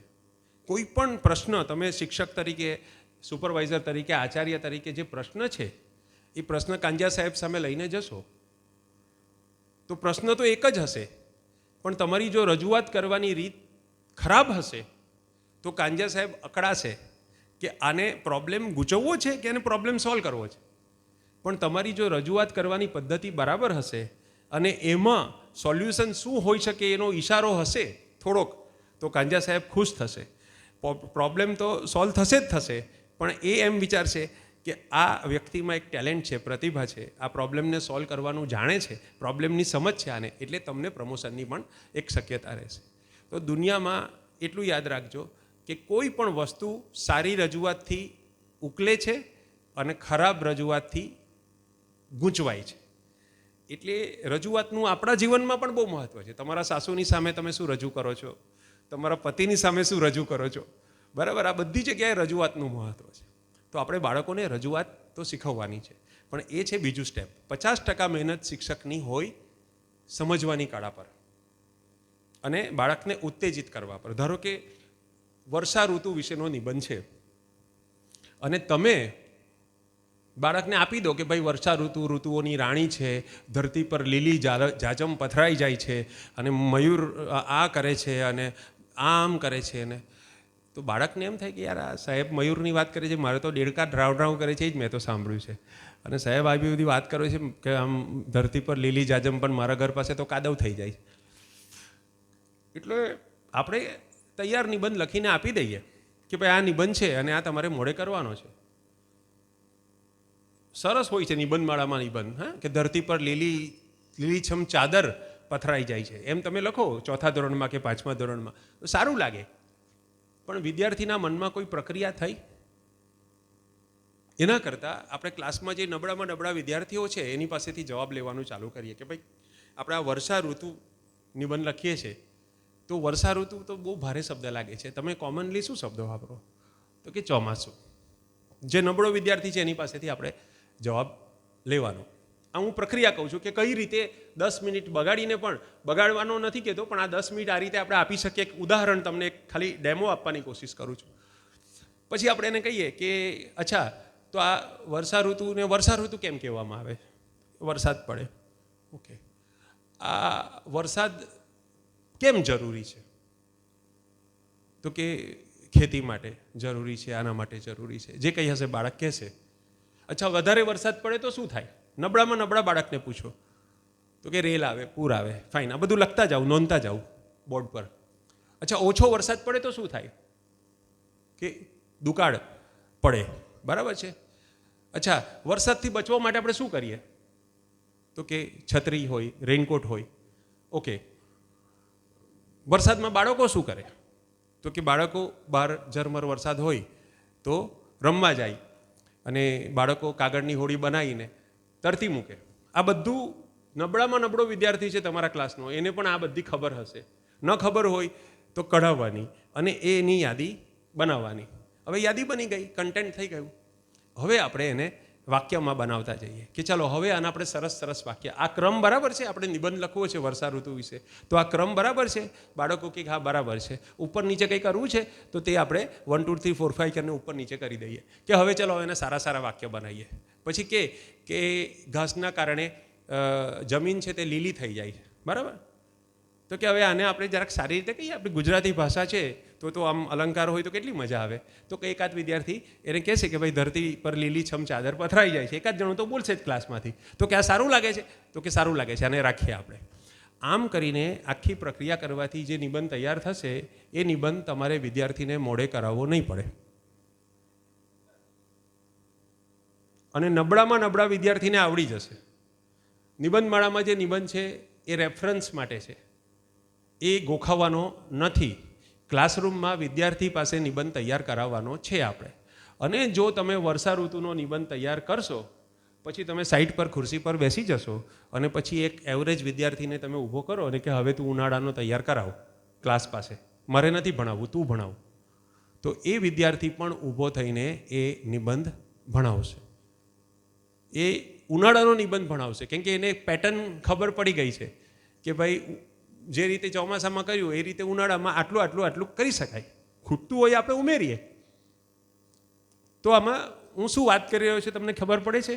We are providing solutions, we are providing results, we are providing solutions to the questions that kids have never asked, the questions which have never arisen in the mind of student, we are trying to answer them. સવાલ નહીં હશે એનો જવાબ શું કામ આપો? સવાલ ઊભો થવા દો, ચર્ચા કરવા દો અને જવાબ મેળવવા દો. તો મારા હિસાબે આ શિક્ષણની પ્રક્રિયા છે. ખ્યાલ આવે છે?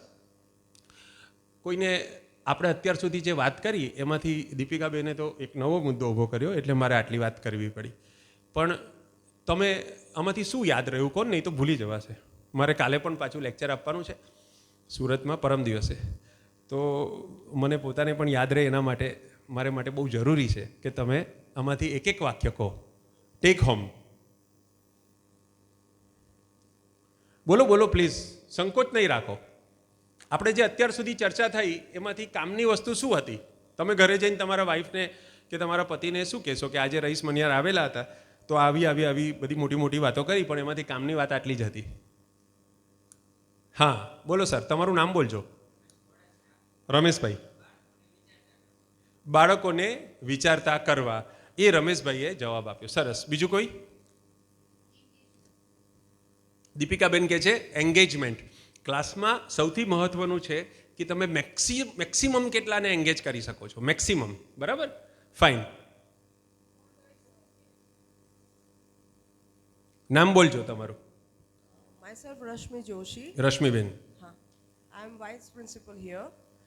For that, we have to child engage more and more for activity, and for that we have to develop more creative activity every single day, because every day 1 to 10 उनको क्लास में पढ़ना ही है, तो उसको 1 to 10 सेम थिंग हम board पे लिख के पढ़ाते हैं तो उनको मज़ा नहीं आता. वही चीज़ हम गार्डन में लेके जाके कुछ भी और करवाते हैं तो उनको मज़ा आता है कि आज क्या नया कुछ होगा. वो चीज़ हमें ध्यान रखनी चाहिए. એટલે 1 થી 4 સુધી છે એ બાળકને આપણને ખબર છે કે એને આંકડા શીખવવાના છે, એને લિપિ શીખવવાની છે, બીજો કંઈ કોર્સ છે નહીં લાંબો. બીજું બધું છે એ સાધન છે, એ સાધ્ય નથી. આપણા જે પાઠ છે એ પાઠ એ સાધન છે. એના આધારે 4થા ધોરણ સુધી મારી જો સ્કૂલ હોય અને મને 5મામાં એડમિશન આપવાનું હોય બાળકને, તો મારે જો પરીક્ષા લેવાની હોય તો હું ખાલી 2 જ વસ્તુ પૂછું બાળકને, ગુજરાતી માધ્યમનું હોય કે ઇંગ્લિશ માધ્યમનું હોય, કે બેટા 5 ને 7 કેટલા થાય? બાળક જો એમ કે 12 થાય 10 સેકન્ડ કે 15 સેકન્ડ પછી પણ, તો હું એને એડમિશન આપી દઉં. બરાબર, 5 ને 7 12 થાય એટલું બાળકને આવડતું હોય તો એનું એડમિશન આપી દઉં. એટલે કહેવાનો મતલબ એ છે કે 4થા ધોરણ સુધી તમે જે કંઈ ભણાવો છો એમાં શું ભણાવો છો એ તો આટલું જ છે, આંકડા ને લિપિ. રીડિંગની સ્કિલ બાળકને આવડવી જોઈએ, બાળકને વાંચતા આવડવું જોઈએ, એટલું જ ભણાવો છો. કન્સેપ્ટ એટલા બધા આવતા નથી. 5માથી 7મા 8મા સુધી કન્સેપ્ટ આવે, અને પછી 9માથી 12મા સુધી સ્ટ્રોંગ કન્ટેન્ટ આવે, વિષય સ્પેસિફિક કન્ટેન્ટ આવે, ડેપ્થવાળું કન્ટેન્ટ આવે, જે કોન્સન્ટ્રેશન. 5મા 6ઠામાં તો ગાય ઘાસ ખાય છે, ગાયને 4 પગ હોય છે, ગાયને 2 શિંગડા હોય છે, ગાય આપણી માતા છે. બાળકને ના ભણવું હોય તો પણ એને સમજ પડે. 8મા 9મા પછી બાળકને સમજ પડતા વાર લાગે કે ત્રિકોણની 2 બાજુઓનો, કાટકોણ ત્રિકોણની 2 બાજુઓનો વર્ગ, એનો સરવાળો અને એનું વર્ગમૂળ એટલે એ ત્રીજી બાજુ થાય. બરાબર, પાયથાગોરસનો આવો નિયમ છે. એ વસ્તુને બાળકને સમજવામાં કે આ બાજુ ત્રિકોણની, કાટકોણ ત્રિકોણ એ કેવો, એનું વર્ગ કેવો, એનું વર્ગમૂળ કેવું, તો એ બાળકને તકલીફ પડી જાય સમજવા માટે. એટલે કરવું શું પડે કે આપણે દિવાલ ઉપર એક નિશાની કરવી પડે, એક ફ્લોર પર નિશાની કરવી પડે, અને એનું માપ લેવું પડે. આપણે ઘરેથી થોડી તૈયારી કરીને જવું પડે કે આને આપણે 3 રાખીશું, આને આપણે 4 રાખીશું.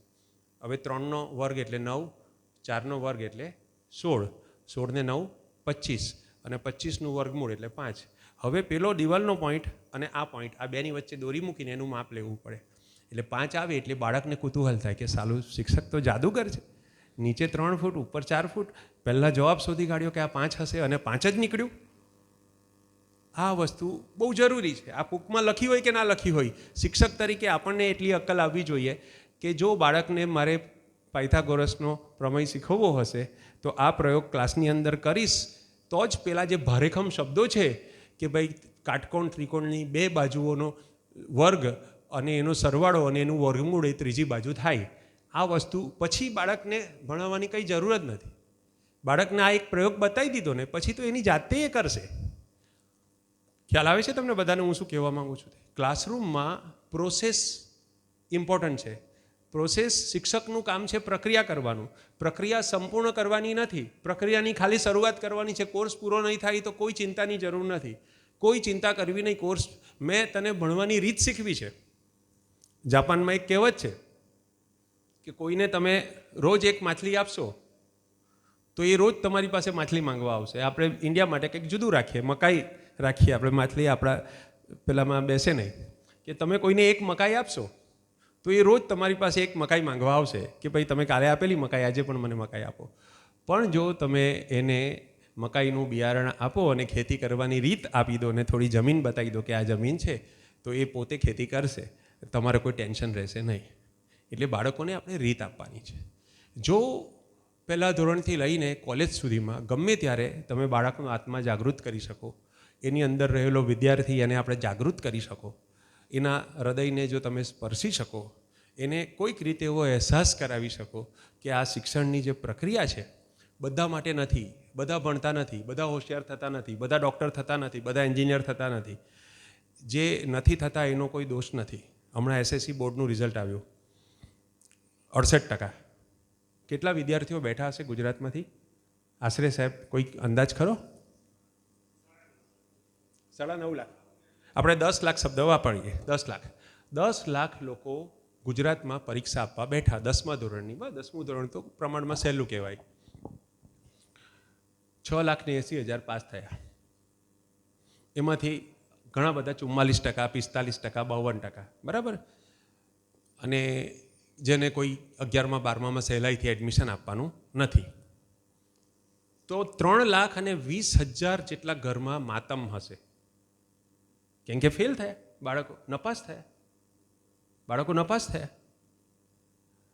તે કંઈ ઉકાળ્યું નહીં, તારું કોઈ ફ્યુચર નથી, તારી પાછળ આટલા પૈસા ખર્ચ્યા, દર વર્ષના લાખ રૂપિયા મધ્યમ વર્ગનો વાલી મિનિમમ એક બાળકની પાછળ ખર્ચતું હોય, મિનિમમ 10 વર્ષમાં 10 લાખ ખર્ચ્યા, 13 વર્ષમાં 13 લાખ ખર્ચ્યા, 13 લાખ રૂપિયા ખર્ચ્યા ને SSCમાં ફેલ તું. બાળકને ખીજાય, છોકરીને ખીજાય. છોકરો હોય તો ગલીના નાકે જાય, ગલીના નાકે બીજા મોહલ્લામાંથી બીજો છોકરો આવે, તને તારા બાપા ખીજાયા? હા, મને પણ મારા બાપા ખીજાયા, બહુ ખીજાયા, માર્યો.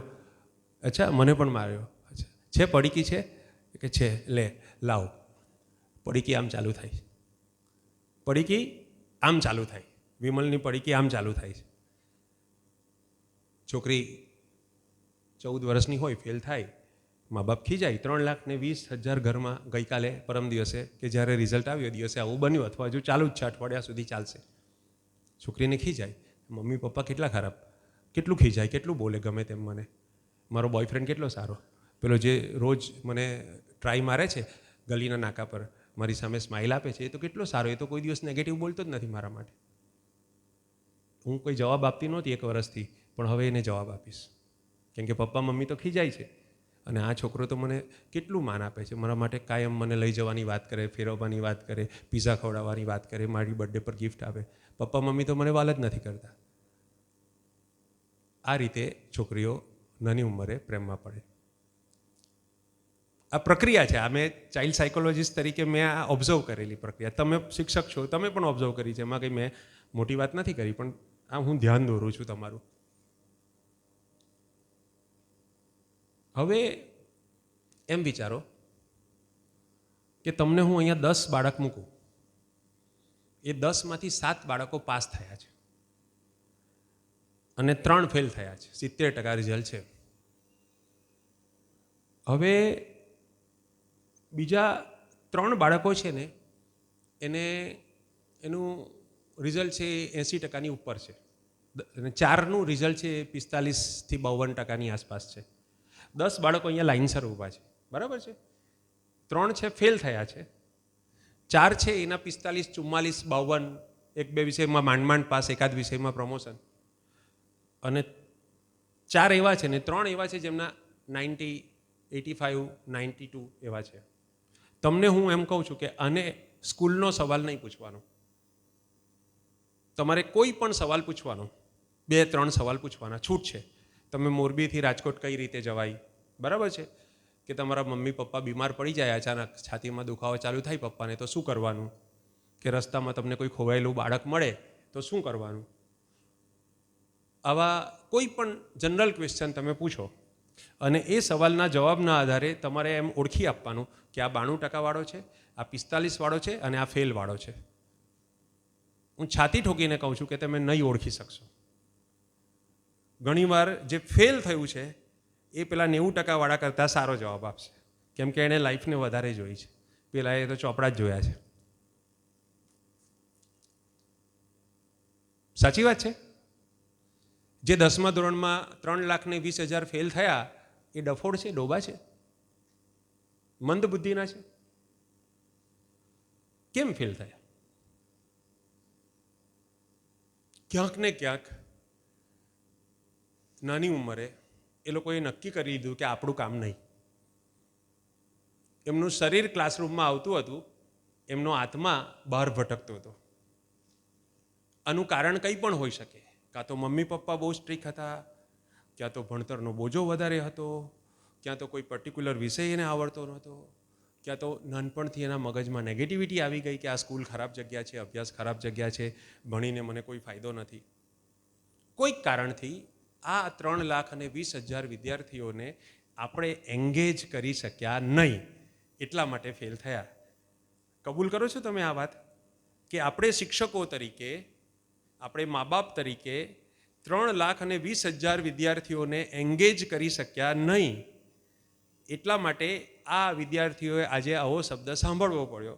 અમુક જણા, મચ્છુ નદીમાં તો પાણી નથી, પણ અમારે ત્યાં તાપી નદીમાં પાણી છે, એટલે પુલ પર ઊભા રહીને વિચાર કરે 2 ઘડી કે મારી દઉં ભૂસકો. એ સ્થિતિમાં લાવીને મૂકી દીધા બાળકોને.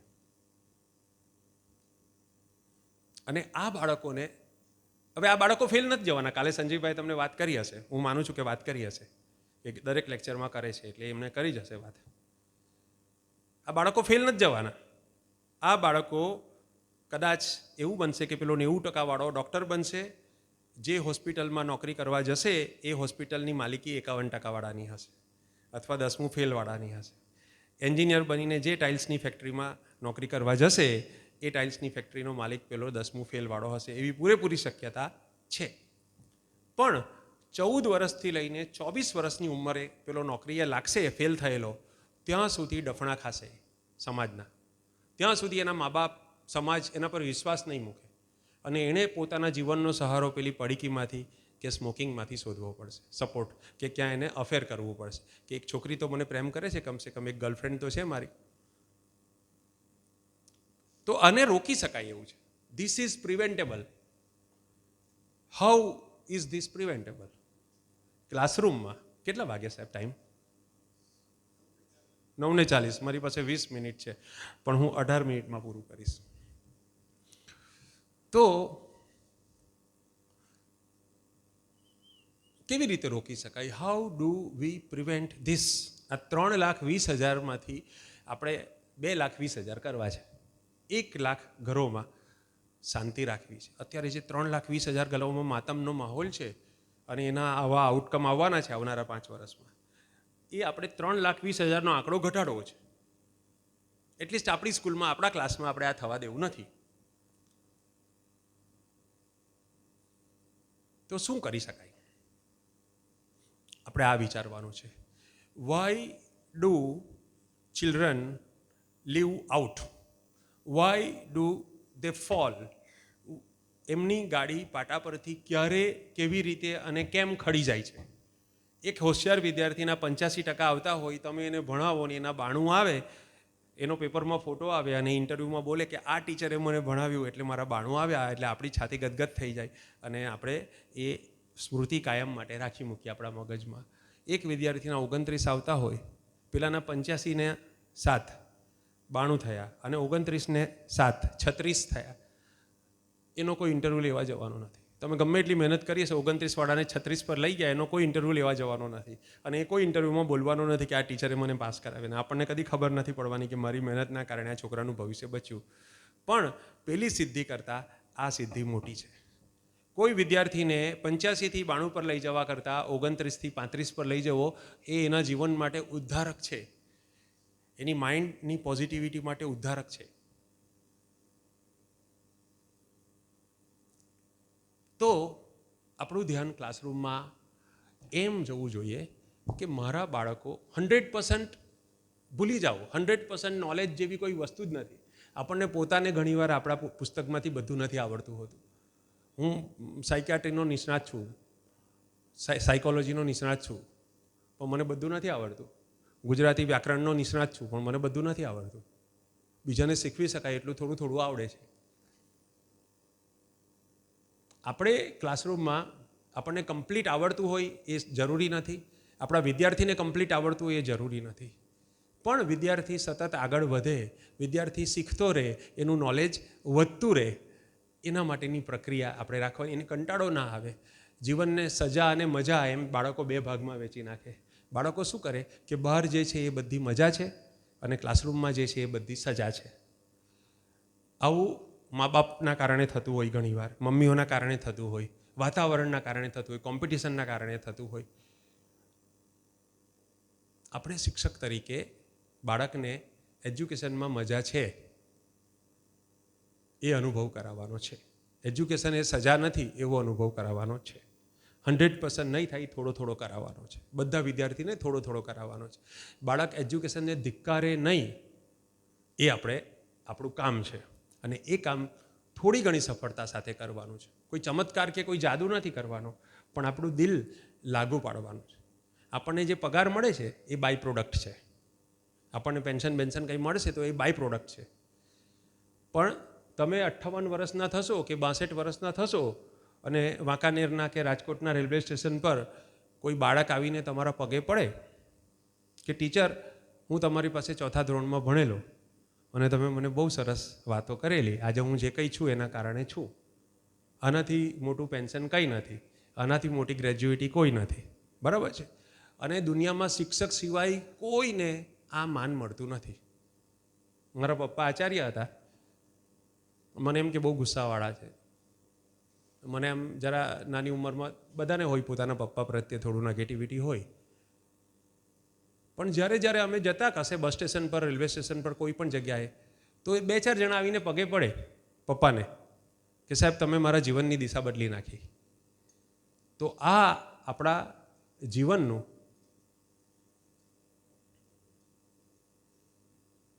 ઉપલબ્ધિ આ છે. તમે એમ વિચાર કરવાનો કે હું જ્યારે 62 વર્ષનો થઈશ કે 62 વર્ષની થઈશ ત્યારે કોઈ મને પગે પડશે ખરું?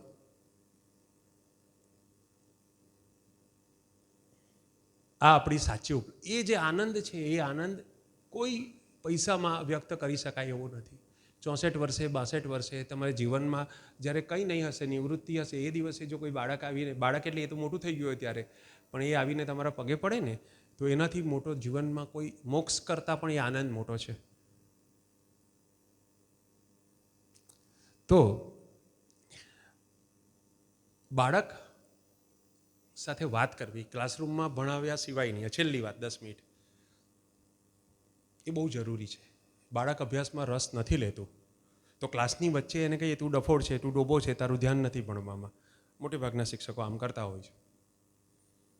ક્લાસની વચ્ચે 50 જણાની વચ્ચે કોઈ બાળકને એમ કહેવું કે તું ડફોડ છે, તારું ધ્યાન નથી ભણવામાં, તારા બાપાના પૈસા બગાડે છે, બરાબર, એક અપરાધ છે. એને એકલાને બોલાવો. સ્કૂલમાં એક જગ્યા હોવી જોઈએ 6x6 ફૂટની, જ્યાં તમે એ બાળક સાથે વાત કરી શકો. એ બાળકને ત્યારે એમ ના કહેવાય, વોર્નિંગ ના અપાય કે જો તારું ભણવામાં ધ્યાન નથી ને હું તને વોર્નિંગ આપું છું, 7 દિવસમાં તું જો સરખો નહીં થાય તો તારા મા બાપને બોલાવીશ. આમ વાત ના કરાય. વાત એમ કરાય કે બેટા હું જોઉં છું કે તને ભણવામાં મજા આવતી નથી. 3જા ધોરણનું બાળક હોઈ શકે, 7માનું હોઈ શકે, 11માનું હોઈ શકે. હું વાત એવી જ કરું છું કે તમે તમારી રીતે તમારું પરસેપ્શન કરી લેજો. બેટા મને એમ લાગે છે કે તને ભણવામાં મજા આવતી નથી. મારી ધારણા સાચી છે? કોઈ કારણ છે? તું 2 દિવસ વિચાર કર અને આપણે આના વિષય પર 5 મિનિટ વાત કરવી છે. તો આપણે પરમ દિવસે મળીએ અને તું મને કહે કે તને કેમ મજા નથી આવતી. એટલે ઘણીવાર બાળક તમારી ધારણા વિરુદ્ધના જવાબો લઈને આવશે. બાળક એમ કહેશે કે મારા દાદા ગુજરી ગયા ત્યારથી મને મજા નથી આવતી. બાળક એમ કહેશે કે અમે છૂટા પડી ગયા, દાદા દાદી અલગ ઘરમાં રહે છે, પપ્પા કાકા બધા અલગ થઈ ગયા, એટલે હવે મને દાદી વગર ગમતું નથી. બાળક ઘણીવાર એમ કહેશે કે મારું કૂતરું પાડેલું હતું એ મરી ગયું એટલે મને મજા નથી આવતી. બાળક ઘણીવાર એમ કહેશે કે પપ્પા મમ્મી વચ્ચે બહુ મોટો ઝઘડો થયો, મમ્મી બેગ પેક કરી દીધેલી ને ચાલી જવાની હતી, તો હવે મને સતત ટેન્શન રહેશે કે મમ્મી ચાલી જશે. આવા અનેક સામાજિક કારણો હોઈ શકે છે. કોઈવાર આવું કોઈ કારણ નથી હોતું, બાળક માત્ર ચંચળ હોય, કોઈવાર બાળકની અંદર નેગેટિવિટી હોય. પણ મેં કીધું તેમ સંસાર સત અને અસતનું મિશ્રણ છે. મોટામાં મોટા સંતમાં પણ દુર્ગુણો હોય અને દાઉદ ઇબ્રાહિમને છોટા રાજનમાં પણ સદગુણો હોય. આ હંમેશા યાદ રાખવાનું. એટલે બાળક ગમે એટલો પહેલી નજરે તમને ખરાબ લાગે, કંઈ પણ ગંદુ કામ પણ કર્યું હોય બાળકે, એક સદભાવ, એક સહાનુભૂતિ એના પ્રત્યે રાખવાની કે આની અંદર 2% કંઈ સારા હશે એ હું શોધું અને એના પર હું ડેવલપ કરું, આગળ જાઉં. ભણવામાં નબળો છે, સંગીત રમતગમત કશાકમાં તો રસ હશે, એના પર આપણે બેઝ રાખીને એની સાથે કોમ્યુનિકેશન કરીએ, પછી ભણવામાં પણ રસ પડશે એને. તો બાળક સાથે વાત કરી. આપણે શું કરતા હોઈએ છીએ કે સીધું વાલીને કોન્ટેક્ટ કરીએ કે તમારા પાલ્યનું ધ્યાન ભણવામાં નથી. વાલી શું કરશે કે પટ્ટો કાઢશે, લાકડી કાઢશે અને એને ફટકારશે. બાળકને શું થશે કે ટીચરે કમ્પ્લેન કરી એટલે પપ્પાએ મને માર્યો. હવે this is not the way to tackle a problem. વાલીને કહીને શું ફાયદો છે? વાલીને પિક્ચરમાં લાવવાના, પણ જેના માટે છે એને પહેલો પિક્ચરમાં લાવવાનો. બાળક સાથે વાત કરો કે બેટા તને કેમ મજા નથી આવતી. 2 દિવસ પછી મળ્યા, બાળક ડિસ્કસ કરે છે, વાત કરે છે. હવે આપણે કંઈ સર્વજ્ઞ નથી ને આપણે સર્વશક્તિમાન નથી કે એના ઘરે એના મમ્મી પપ્પાનો ઝઘડો સોલ્વ કરવા જઈએ. ખાલી સાંભળવાનું. પછી એને કહેવાનું કે બેટા આ જે પ્રોબ્લેમ છે એ કેટલો ટાઈમ રહેશે, અને આ પ્રોબ્લેમ આટલો ટાઈમ રહેશે તો એટલા ટાઈમ તારે આવું જ રહેશે. કોઈક દિવસ તો પૂરું થશે ને, કોઈ દિવસ તો સારું થશે ને. તારા દાદા દાદી મામા મામી બધા મહેનત કરે છે ને આમાં. એમ કરીને બાળકને ધીરે રહીને શિક્ષણ તરફ પાછું લાવવાનું છે.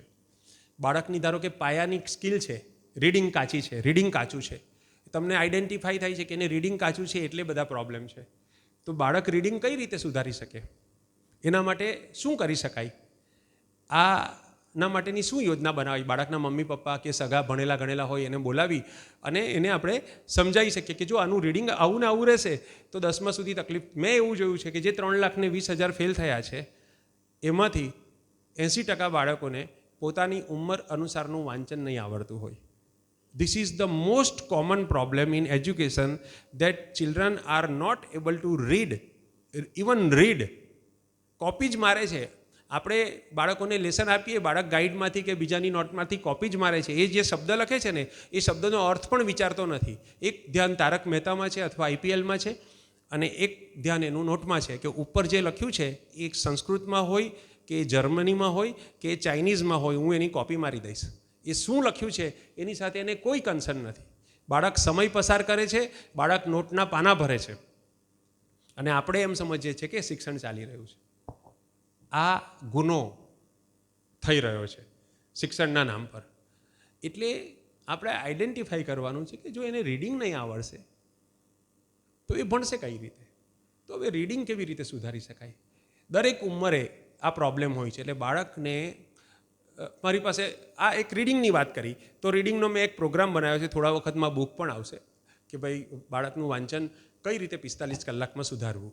તો એ થોડા વખતમાં બુક આવશે. ધારો કે બાળકનું કેમેસ્ટ્રી, 11મા ધોરણમાં તમે કેમેસ્ટ્રી ભણાવો છો. મારી પાસે ઘણા બાળકો આવે કે સાહેબ કેમેસ્ટ્રીમાં મજા નથી, સમજ નથી પડતી.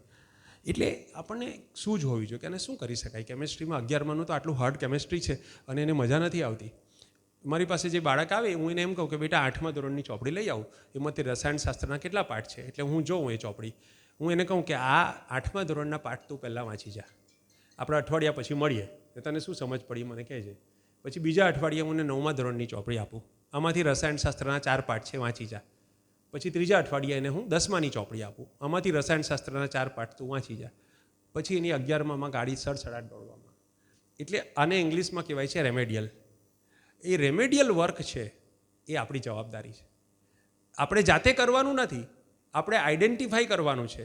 અને આપણે રિસોર્સ જોવાના છે કે એના પપ્પા મમ્મી ભણેલા છે, કાકા ફોઈ ભણેલા છે, ટ્યુશનના ટીચર છે, કોઈ કશુંક અવેલેબલ છે કે જેને આ બાળકને જે લેગ બિહાઇન્ડ છે, બાળકને જે ગાળો પડી ગયો છે, એ ગાળો કઈ રીતે, આ પુણ્યનું કામ છે. શિક્ષક તરીકે જો તમે તમારા ક્લાસના 4 વિદ્યાર્થીને આઈડેન્ટિફાઈ કરી શકો અને એની ખોટકાયેલી ગાડીને પાટા પર લાવી શકો તો એ એક પુણ્યનું કામ છે. તમને અંદરથી થશે કે મેં આ સારું કામ કર્યું. તમે પોતાને શાબાશી આપશો કે યસ, આનાથી મોટી જીવનમાં કોઈ આનંદ જ નથી.